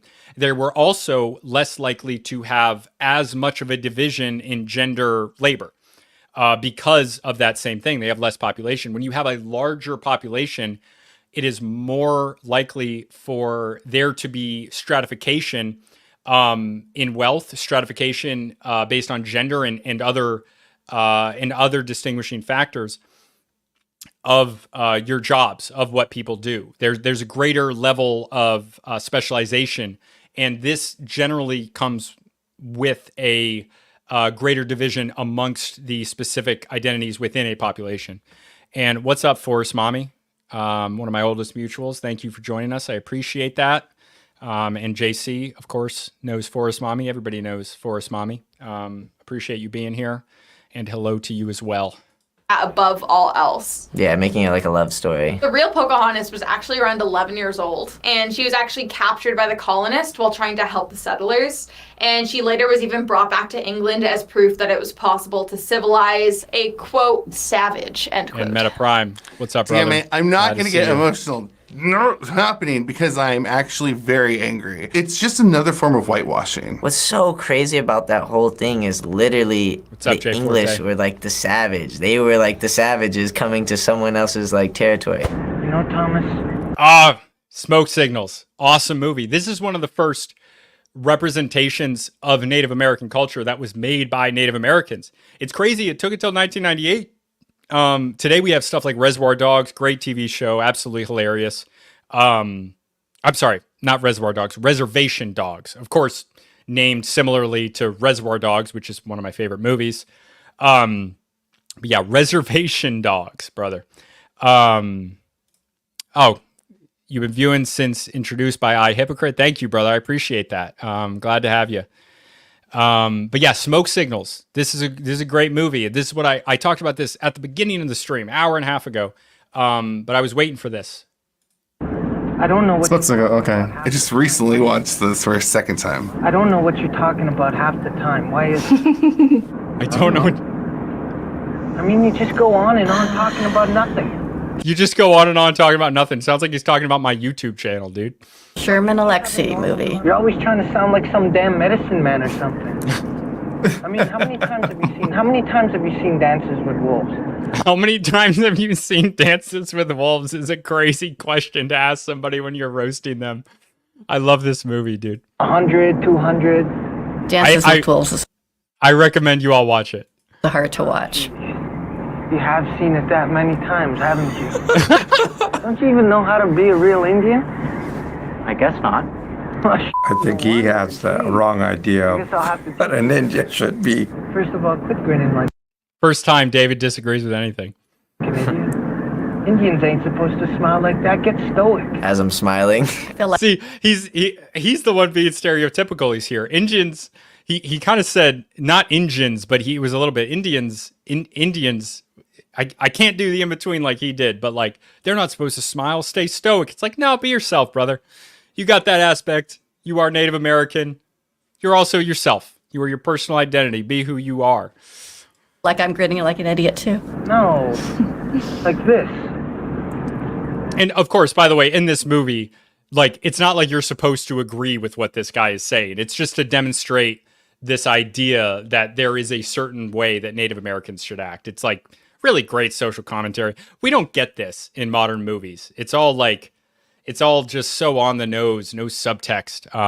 Love this movie, man. I guess, if you call that stoic. You gotta look mean or people... He also uses the word stoic, which is like a Greek idea, by the way. Maybe they did that on purpose. Maybe it was just because like that's the word for it. But like, that's funny to me that he's the one who's like, hey, no, you got to be stoic. You got to be like the Greek thing. Whatever. I want to respect you. I mean, that's more on an individual level, he's right. You know, real in the fact that like they're wearing regular clothes. That movie was like so important to me when it came out because it was like the first time I'd seen anybody like me represented in film. I wish there was more contemporary films on Native Americans. I truly do. This is a really good movie. Yeah, it was. And actually, still is. The main actress in this movie was the voice of Pocahontas. So this was a clip from the film Smoke Signals, which was the first feature-length film that was written, directed, and starred Native American acters. I did not know that, though. That's representation when people... I did not know that. He was like crapping on it. I think that he took it like, he didn't see the whole movie, right? So he wasn't looking at it in the context of the whole movie. So like, that you're not, like, that's not a good thing that that guy is saying. I think he has character growth throughout the movie. That was just representing an idea that exists in these communities. But yeah, he's right. That's real representation. Representation is not when you pick like a black guy that agrees with you and grew up in a white community to represent black people when you're a white, Jewish, whatever person who's picking somebody to be the face just because they have a certain color of skin. That's not representation.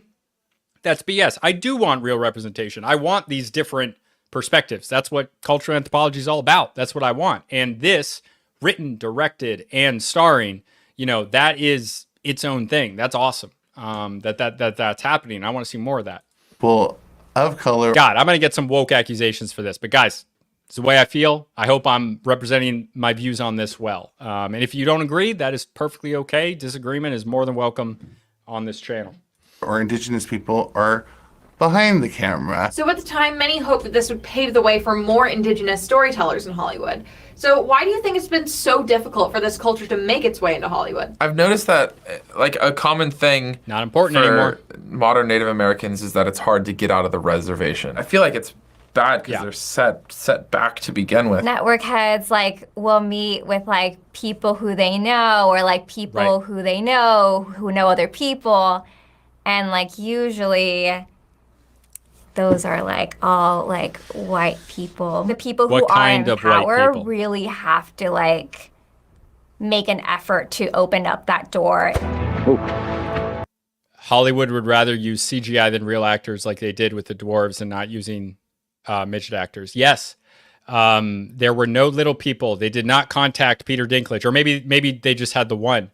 But like, dude, you're just taking their jobs, bro. Like, give them the jobs. It's not good to not, like, you're worried about being offensive, so you don't give, like, there's plenty of little people that are actors, bro. Let them have that job. They're taking our jobs. Just as we were talking about earlier, what are black jobs? What are white jobs? That was a Native American job, the whole ad. Like, playing a dwarf or whatever, let an individual little person decide for themselves whether they want to take that role. Brother, they need jobs too. Let them be self-sufficient. It doesn't have to be a negative association with that. Yeah. What is it? Modern. Oh, exactly, God. Forrest Mommy. This is not a good movie. I never saw this movie. Or did I? And the Indian is Johnny Depp, right? God, the Indian is Johnny Depp. I forgot he wasn't the Lone Ranger. Johnny. I mean, good actor to play that role, but, you know. Yeah. Is native at all. We're lost, aren't we? I knew it. Just follow the horse. That was your idea? And Tonto had a very horse neck king.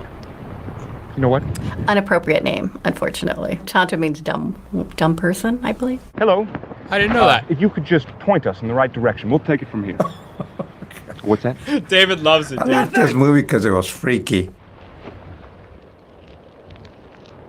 I wonder how Amber. Was that supposed to be funny? It's like a modern representation that's not exactly a positive thing, but at the same time, it's like it's a character. There were many people that were upset Look, that a prominent... I understand this. Like, it's supposed to represent a Native American person, but at the same time, this was a character. It would be... I would disregard it entirely if there were more better representations of Native American people, but there isn't. So it's not great. But at the same time, like, I agree that for that character, Johnny Depp was the right person to play that role. I do. Thank you, Meta Prime. What's up, brother? Native American character like Tonto was not played by somebody who identified as Native American. Yeah. It's like this. He's like, I understand that he's a Native American character, but that is a character that is a character. It's very much a character. I don't even view him being Native American as like the biggest part of himself, right? Like, that's not the biggest part of the character. Like, the character is such a character that it's kind of larger than their identity in that way. And Dark Sage is saying that Johnny's great-grandmother was Native, which that's an eighth. That's probably enough by most cases to be considered Native. I don't know if that's true. We're going to keep watching this, but, you know, maybe I'll look into that later. Weird brawl of bringing people to the forefront, but at the same time making money, but at the same time, you know, doing the character justice. So what are your thoughts on when films and shows kind of cast actors to portray a race that they're not really related to? I would say just give them a chance. Stop, having somebody else pretend they are something else. I don't think too much about, mainly because... Stop redhead erasure. That's the real issue here. Because too much of other people doing other races, because that's what acting is. I don't think that's wrong. Good point, David. Thank you, David. I'm glad they have him in here. Because that's make-believe. Some Native people who are playwrights or whatever talk about how there aren't enough Native actors. So Forrest Mommy asks, are we allowed to dress up as Native Americans for Halloween yet? Been waiting on that one for so long. My opinion, I'm sure people watching this care, but like, if you're going to do it legit. Like, don't dress up as a caricature of Native Americans. Dress up as a real representation of it. Learn a little bit. I think that makes it okay. Somebody's still going to call you racist for it, but then it doesn't matter. Who cares? But yeah, when you're doing your racism, or, I mean, that's not really racism, I wouldn't say, but like, when you're like, do it accurately. Just be accurate. Yeah. Trudeau is an actor then. Yes. Prime Minister Blackface. Loves it. What is this? Just look like a bunch of $5 Indian babble to me. None of these people are American Indians. Are they? I don't know. I think these are mostly probably members of tribes. I don't think they've confirmed that, but I don't know. Actors. So they write, plays that are for white people. I don't want us to give up on ourselves. I want us to really believe that someday this can happen. So as you know, the entire cast of this episode are either Native American or Indigenous American, including myself. Yes. That makes me so incredibly happy. And we wanted to talk about the representation of Native Americans throughout the years in film and television. Cool. White, so, as you've seen, there have been some Quantum. authentic and some non-authentic Indigenous representation in media. But there often isn't much representation of Indigenous people at all, with many issues as well as amazing stories about the cultures often getting lost or just unseen. So for you personally, what does being Indigenous mean to you? I think I'm still trying to figure that out. It means loving myself and my culture and not living up to like any kind of like European standards of beauty. It's definitely like in my DNA, but because it was lost, like I just like don't, like I wish I was more connected. There's just like a lack of like information. Yeah, Engine Radio, they're citizens of the nations. This is one of those things that as a white guy, I can't really speak to that. I'm not going to comment on how much someone else is Native or isn't. I don't feel comfortable having an opinion on that, right? Like, it's not for me to say. But yeah. And then, JC, loving myself, opinion discarded. I'm not sure how much loving yourself has to do with being Indigenous. It's not really related to it, but I as a individual trait to have, I think it's good to love yourself, And like within my own family. I've been to like a traditional powwow. My dad was showing me, this is where our family comes from, is this kind of thing. It's a heritage thing for me. It's affected the way I think of myself. I didn't speak English until I was 6 years old. No way. They didn't say what tribe this guy or tribe or nation this dude was from, David, but I would love to hear more about him. Hear people say, speak English, you're in America. But I was born here. My father was born here. It's hard, right? Because what you also see around you is all the loss, all the things that we don't have anymore. We're beautiful people who have not been defeated, even though, you know, there's been 500 years of conquest on this continent. So Indigenous Peoples Day was originally called Columbus Day and first became a federal holiday in 1937. However, in 1992, Berkeley, California replaced the holiday with Indigenous Peoples Day, since many say Columbus did not discover America, but rather began the colonization of it. Yeah, it's like if I drove to your house, I was like, I found this, and then I did horrible things to like you. At least 8 states and 130 cities and towns have replaced this holiday, but as great of a step as this is, there are still many states that haven't adopted the new name for this holiday. What does changing the name of this holiday mean to you? I think it should be exactly what it is. It's Italian-American erasure. Now, I'll celebrate both. Columbus Day / Indigenous Peoples Day. I use them both interchangeably. I wish they just gave them their own day. I don't know why they don't get a month. Irish Americans get a month. Black people get a month. But there might be an Indigenous Peoples Month. I don't know. There was a lot more than 500 years of conquest. Yeah, of course, the conquest was happening between groups of people. We showed the Crow Creek massacre earlier.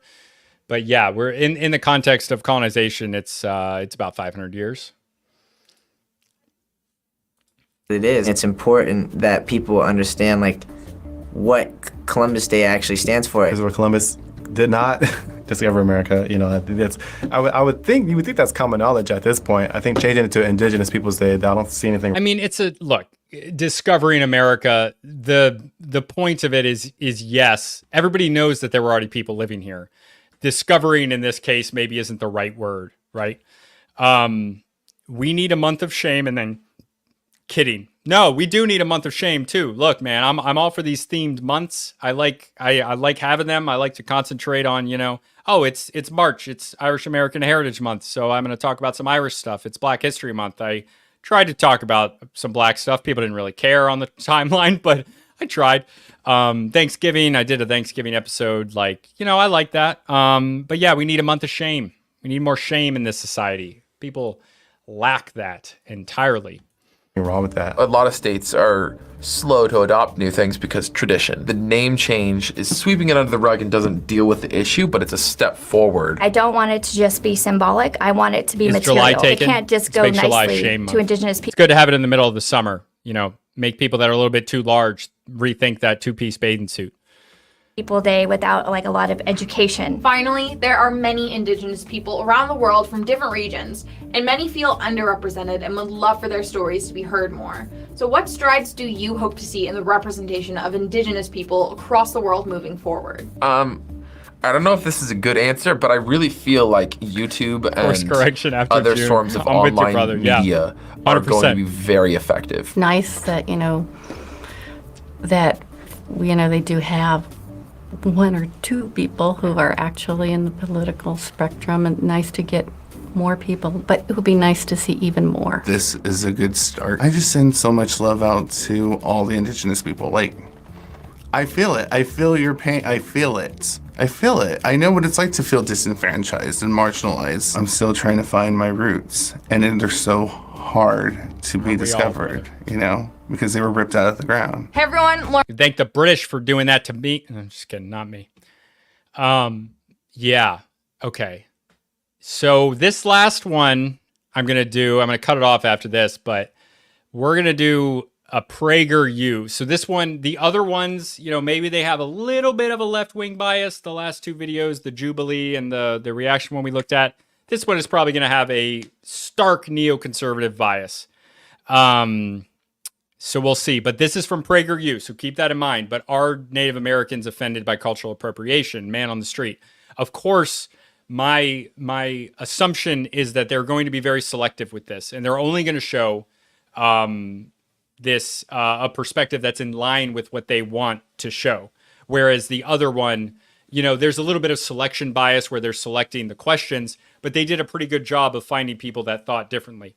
This is not going to be that. This is like it's fine if we mention what it is, but they're going to be showing the perspective that they want to show. So yeah, let's get into it. Yeah, and Engine Radio, brother, please send me a DM on Twitter. We can talk. Maybe I'll have you on if you do stuff like that. I want to have my podcast is Cultural Anthropology. So when I'm not doing live streams and standalone videos, I'm doing these episodes where I get very, very broad perspectives. I would love to have multiple Indigenous American perspectives, see how they think themselves, because that's better than just what I can say myself. And that's true of anything. If you're somebody watching this and you have some weird background, like, I've interviewed people, like a dude who moved to Kyrgyzstan. That was an awesome episode. That's on the channel. That's what I want. Okay. Forest Mommy says she'll shame JC. Getting some vibes off of that one. I'm just going to move on there. Smeagol, Indians decided not to breed with each other. That's not my fault. All right, man. All right. Let's get into the video.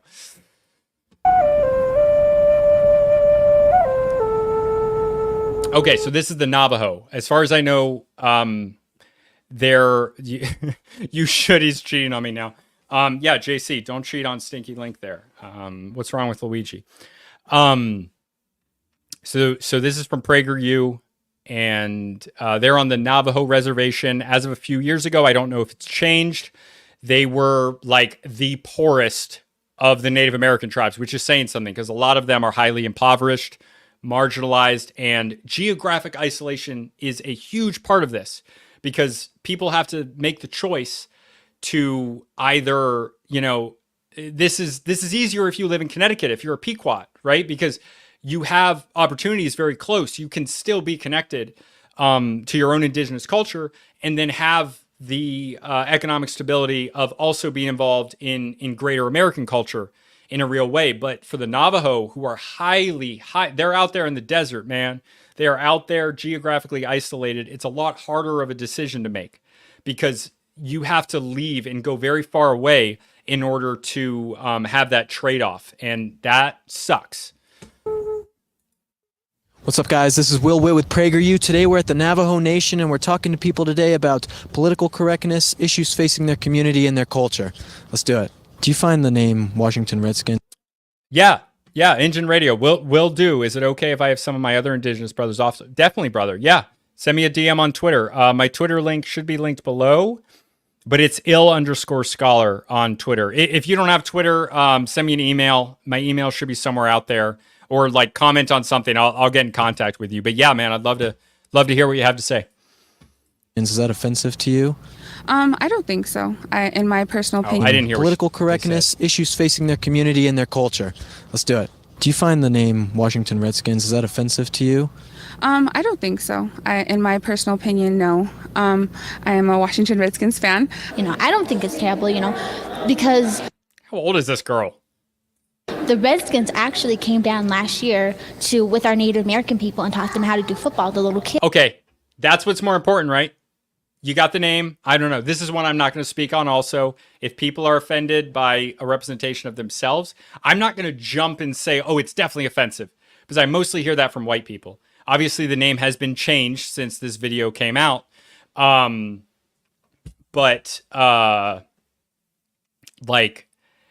If they're actively going out and they're doing community outreach, they're helping the real community, real people that have real issues, that is way more important than an offensive name. And anyone who thinks otherwise, I would tell any other white or black or non-native person saying that they're full of crap, absolutely full of crap. Kids, I don't find it offensive. If someone came to me and called me a redskin to my face, hey, it's my fault for letting that hurt me. I believe as Navajo... Personal responsibility, okay?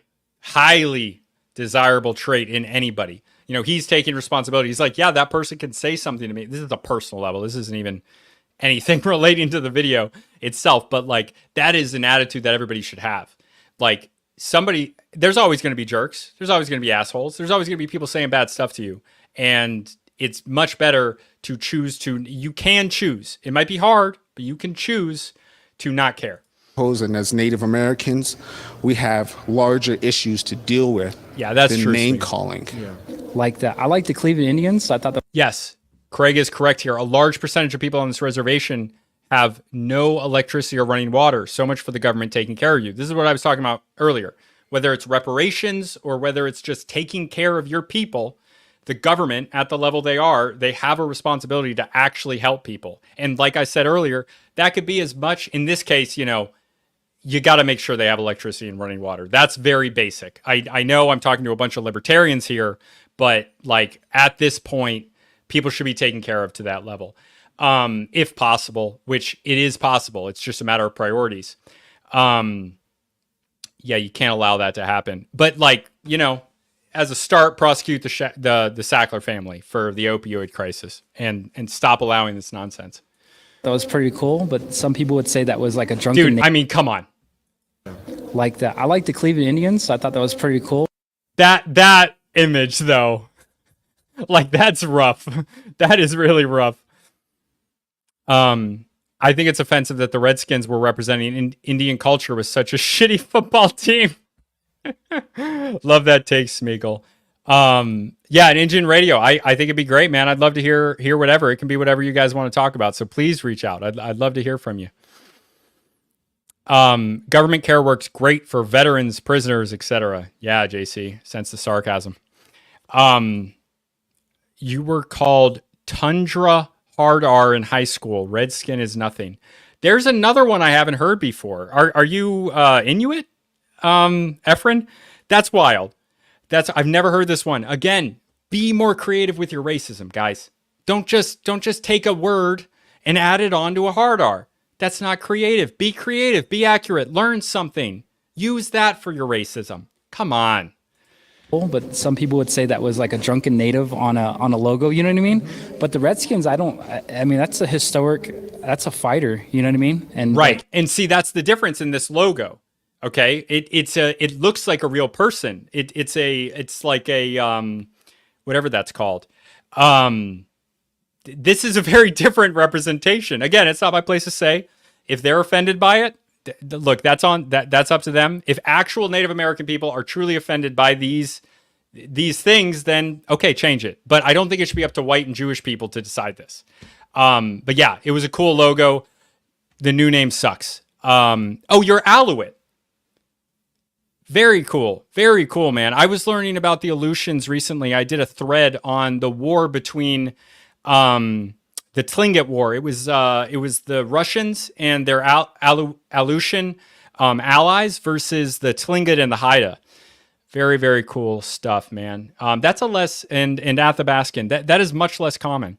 But that's wild. That is wild. And Indian radio. Sometimes they use the "it's offensive" thing as a propaganda trick, then later change it to something else, which is considered politically correct, then use it to reclassify you. I'd like to hear the specifics of what you mean by that, but we'll do that when I have you on. You look at the Apache helicopters, you look at the Navajo code talkers, you see. Okay. Like, I love the names of the attack helicopters being Native American tribes.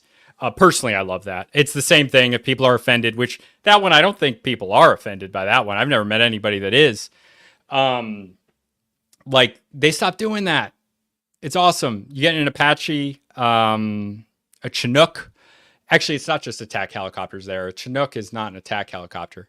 And then the other ones, they named the other ones after birds, the osprey and stuff like that. Navajo code talkers, man. As a Marine myself, Navajo code talkers are very, very near and dear to my heart. See people jumping on airplanes saying Geronimo. So that's just admiration that. Yeah, and jumping out of planes saying Geronimo. So the word Geronimo, like, and it's used in, maybe not so much anymore, but this is a word that people say when they're going to do something risky or whatever. They yell Geronimo, and that's paying homage to the Native American war leader, Geronimo. That the American cultures that's adapting and bringing into their environment. We can't dwell on the past. Progress is in the future, and so we have to look forward as Native people. I didn't know if you heard about Elizabeth Warren talking about 1,024th and Native American. Dude, I can't stand Elizabeth Warren. I already explained it early in the video, so I'm not going to do it again. But like, I'll just say Elizabeth Warren experiencing none of the setbacks of being Native American because while she had a trace amount of blood not connected to the culture at all, uses that to further her career and then does nothing for Native Americans. That sucks, man. That just sucks. Putting that out there, what does that mean to you when she says that? I think that's just a way of kind of having an advantage, being in a political position. Let me ask you. Yeah, dude, the Tomahawk missile, right? Forgot about that one. When you said Tomahawk, I was thinking about the Oklahoma one, right? And the Chiefs didn't change their name, Kansas City Chiefs. And that's probably better than having your name be Redskins. I don't know if the Atlanta Braves changed their name, but those are less like, I feel like people are less offended by those. But yeah, Tomahawk missile. Forgot about that one, dude. Not a tribe, of course, but calling a missile a Tomahawk is awesome. The question back. If I were, maybe in a different country, let's say right, Ireland, Geronimo is like kamikaze. 1%.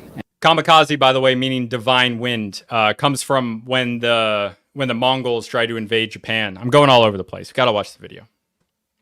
Go back here. In a political position. Let me ask a question back. If I were, Seminoles. Maybe in a different country, let's say Ireland, and maybe I had 1%, is that's from and the I was Seminoles, trying to claim the 1%. You know what I mean? Kind of like that. You know what I mean? What would you say are the... Wait. He just... maybe in a different country, let's say Ireland, and maybe I had 1%. Good point, And I JC. was trying to claim the 1%. You know what I mean? Kind of like that. You know what I mean? What would you say are makes a the good biggest point. issues right now facing the Navajo community? Okay, I love that they asked this question because the Navajo community specifically they face a lot of issues, even amongst when compared to other Native American tribes, because of the stuff I talked about earlier, the geographic isolation and all that. Elizabeth Warren is a prime example of a $5 Indian. Yeah, man. I mean, I don't like her. She's one of my least favorite politicians, specifically because of what she did there. Definitely language and culture preservation. And realizing that it is... Language is key to cultural preservation. Always key. You lose your language, you lose your culture. That's what happens. It's what happened to Ireland. And it's why it was done so purposefully, not just to Canadian and American and Australian Indigenous people, but also to these, like in Europe, the minority populations of Italy and Germany and France and the UK. They destroy these Savoyan, Gaelic, Scots, Britannic rather, Cornish. They destroy these indigenous cultures through destroying their languages. Something we need to preserve, and it's something very special and unique, something that a lot of people don't get to enjoy. It's a cool thing being Navajo and being Native American in this day and age. If someone were to dress up as a Native American for Halloween, what do you think about that? Someone outside of the community. Be accurate. There's a fine line. Choose a specific tribe.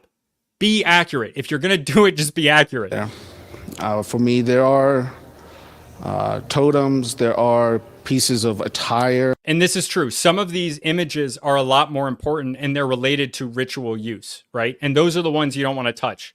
So like, well, look, you might not personally care, but for me, I wouldn't want to have like a headdress or a type of, it's called regalia in anthropology.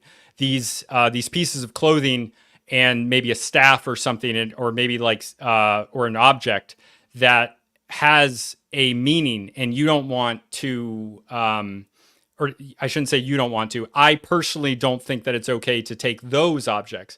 But if you're just wearing traditional clothing, and again, hopefully accurate, hopefully you're picking a certain person. It's not just a caricature. You're picking a certain tribe or nation. That's less of an issue. And I think most people would agree with that. I'd like to hear what an actual Native American has to say about it, but that's my perception on it. But yeah, let's hear this full thing of what he's saying here. I think I just agree with him. There are totems, there are pieces of attire and regalia that are authentic and only meant to be worn during certain times or certain acts of ceremony. But if you go to Walgreens or Walmart or the Halloween store or a costume specialty store, you buy something that's obviously fake, I don't really have a problem with that. The symbolism of the headdress and stuff like that. And I can see how Native Americans traditionally, who may not see that as great, but as a young person like myself, I think that's a cool thing that we get to be represented. Well, when you start mutilating eagles or sacred animals to make up your regalia just for a Halloween costume. I've never heard of that, but that's true. You start killing eagles and stuff. I don't know if anyone's actually done that, but that would be crazy. Don't do that. I'm pretty sure, number one, you're not allowed to kill bald eagles in the U.S. And I think that it's actually illegal for anybody who's not a Native American to own eagle's feathers in the U.S. I might be wrong on that, but I think that that's true because of their importance in this regalia that we're talking about. Then you're crossing the line. Disrespecting the culture. Exactly. But as far as cultural... Yeah, what I really like about this is he's talking specifically about what is offensive and disrespectful and then what is not disrespectful and offensive. It's not a blanket term of like, because that's what you see a lot. It's like only white people are allowed on products for some reason. Like the freaking Quaker Oats guy, he's fine. He's a white dude. You got to take on Jemima off because she's black. What? Black people, Native Americans, they're not allowed to be on products? When did that happen? Why is that a good thing? And I wrote an article, which is on my Twitter. I think it's in my highlights somewhere about the Land O'Lakes box, man. The Land O'Lakes box, that art was done by an Ojibwe Native American artist. He used the references of the Ojibwe land and an actual representation of a Native American woman wearing traditional Ojibwe clothes. It was a real representation of Native American culture that you would see in the supermarket every day. And instead what we have is they took the Indian and they kept the land because they kept the art of the land. They kept the Ojibwe land on the box, but they got rid of the Ojibwe person. That's an allegory. That's a metaphor for what happened in real life. And that's not cool, man. Nobody asked for that. Who asked for that? I don't. But yeah, if you want to read that, that's on my Twitter. I think the article is called like they took the Indian and kept the land or something like that. Appropriation. Yeah. Mankind wouldn't be where we are today. Thank you, Engine if Radio. It wasn't for cultural appropriation at some point. And this is another level about cultural appropriation. Culture is shared and changes by definition. Culture is dynamic. The definition in cultural anthropology, which is the most relevant field, is that culture is dynamic. It is ever changing. It changes over time. People get their culture, they share it. This is totally normal. Cultural appropriation, which is a dirty word because it's like associated with woke stuff, but cultural appropriation really is meant to be more when you're taking something that's sacred, like this regalia, and you're making it into a new use, which can potentially destroy its original intended use, even for the people that use it, because it becomes, in their mind, a representation of this separate thing. And I would argue that another example of this is like you have the Sisters of Indulgence. You have this drag queen group that has culturally appropriated Catholic culture with, outfits of nuns. That is offensive to me. I don't like that. Yeah, let's see what people have to say. Yeah, that was really weird. They even took Uncle Ben off the rice box. Why? Who was complaining about Uncle Ben, dude? It's just a black guy on a box. Why can't a black guy be on a box? I like maybe if there's bad history in it, but we don't necessarily know that. And they showed with the Land O'Lakes box, they didn't care about the actual history, even if it is a good representation. But yeah, I digress.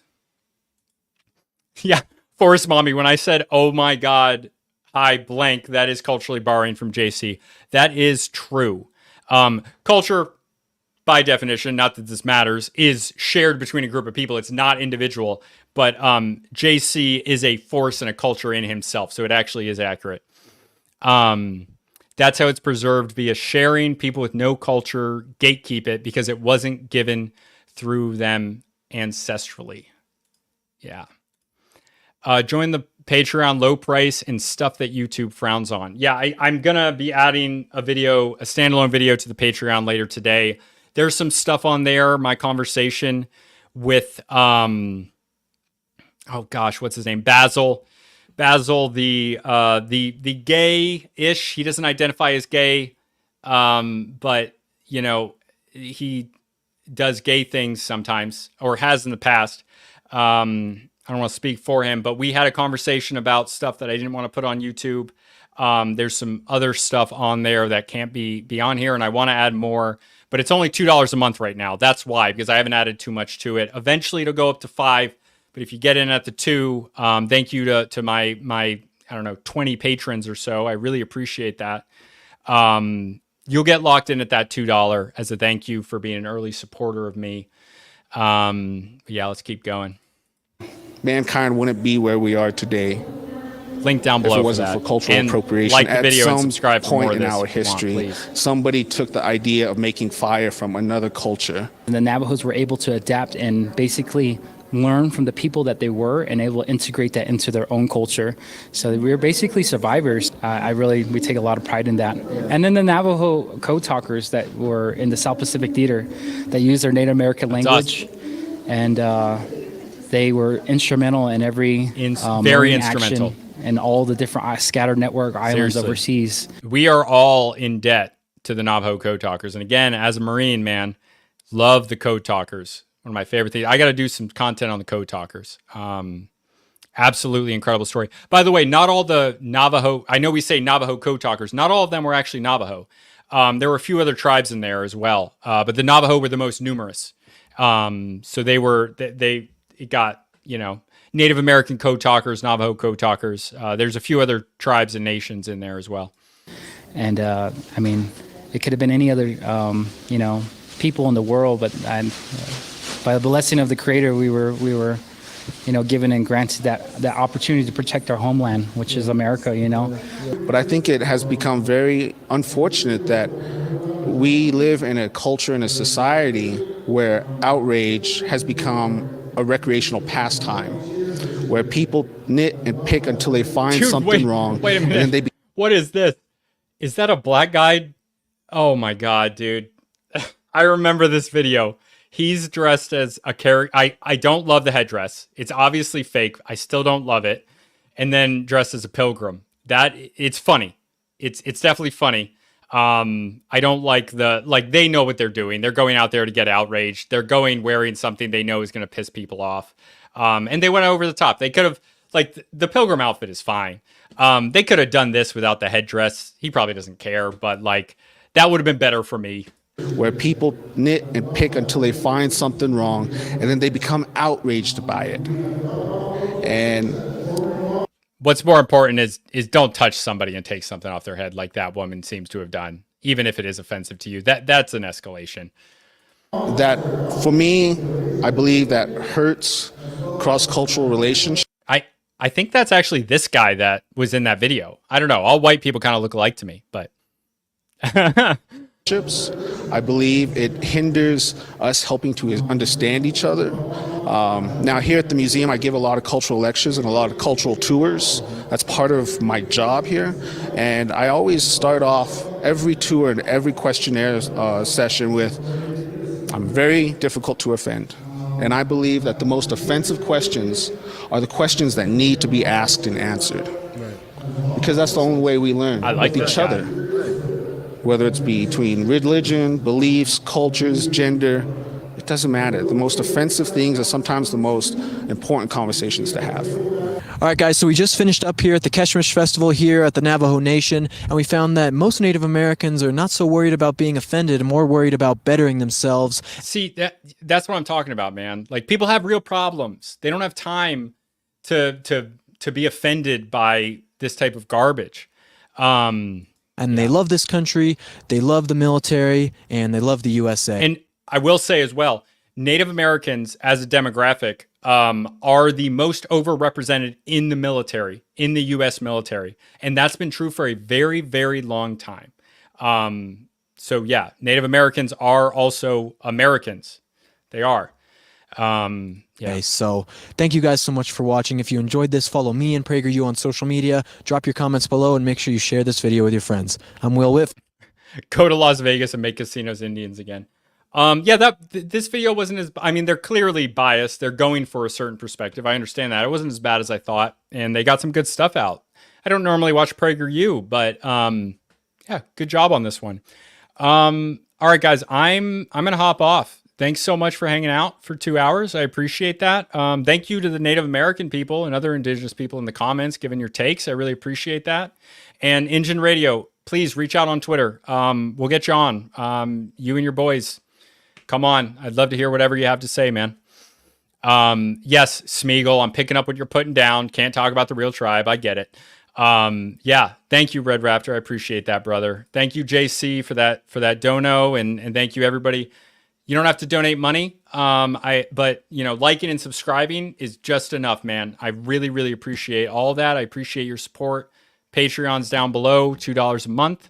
Thank you, Craig. Thank you, Forest Mommy. Thanks, everybody, guys. You guys keep me going doing this. I really love coming out here and talking about this stuff. All right. Later, everybody.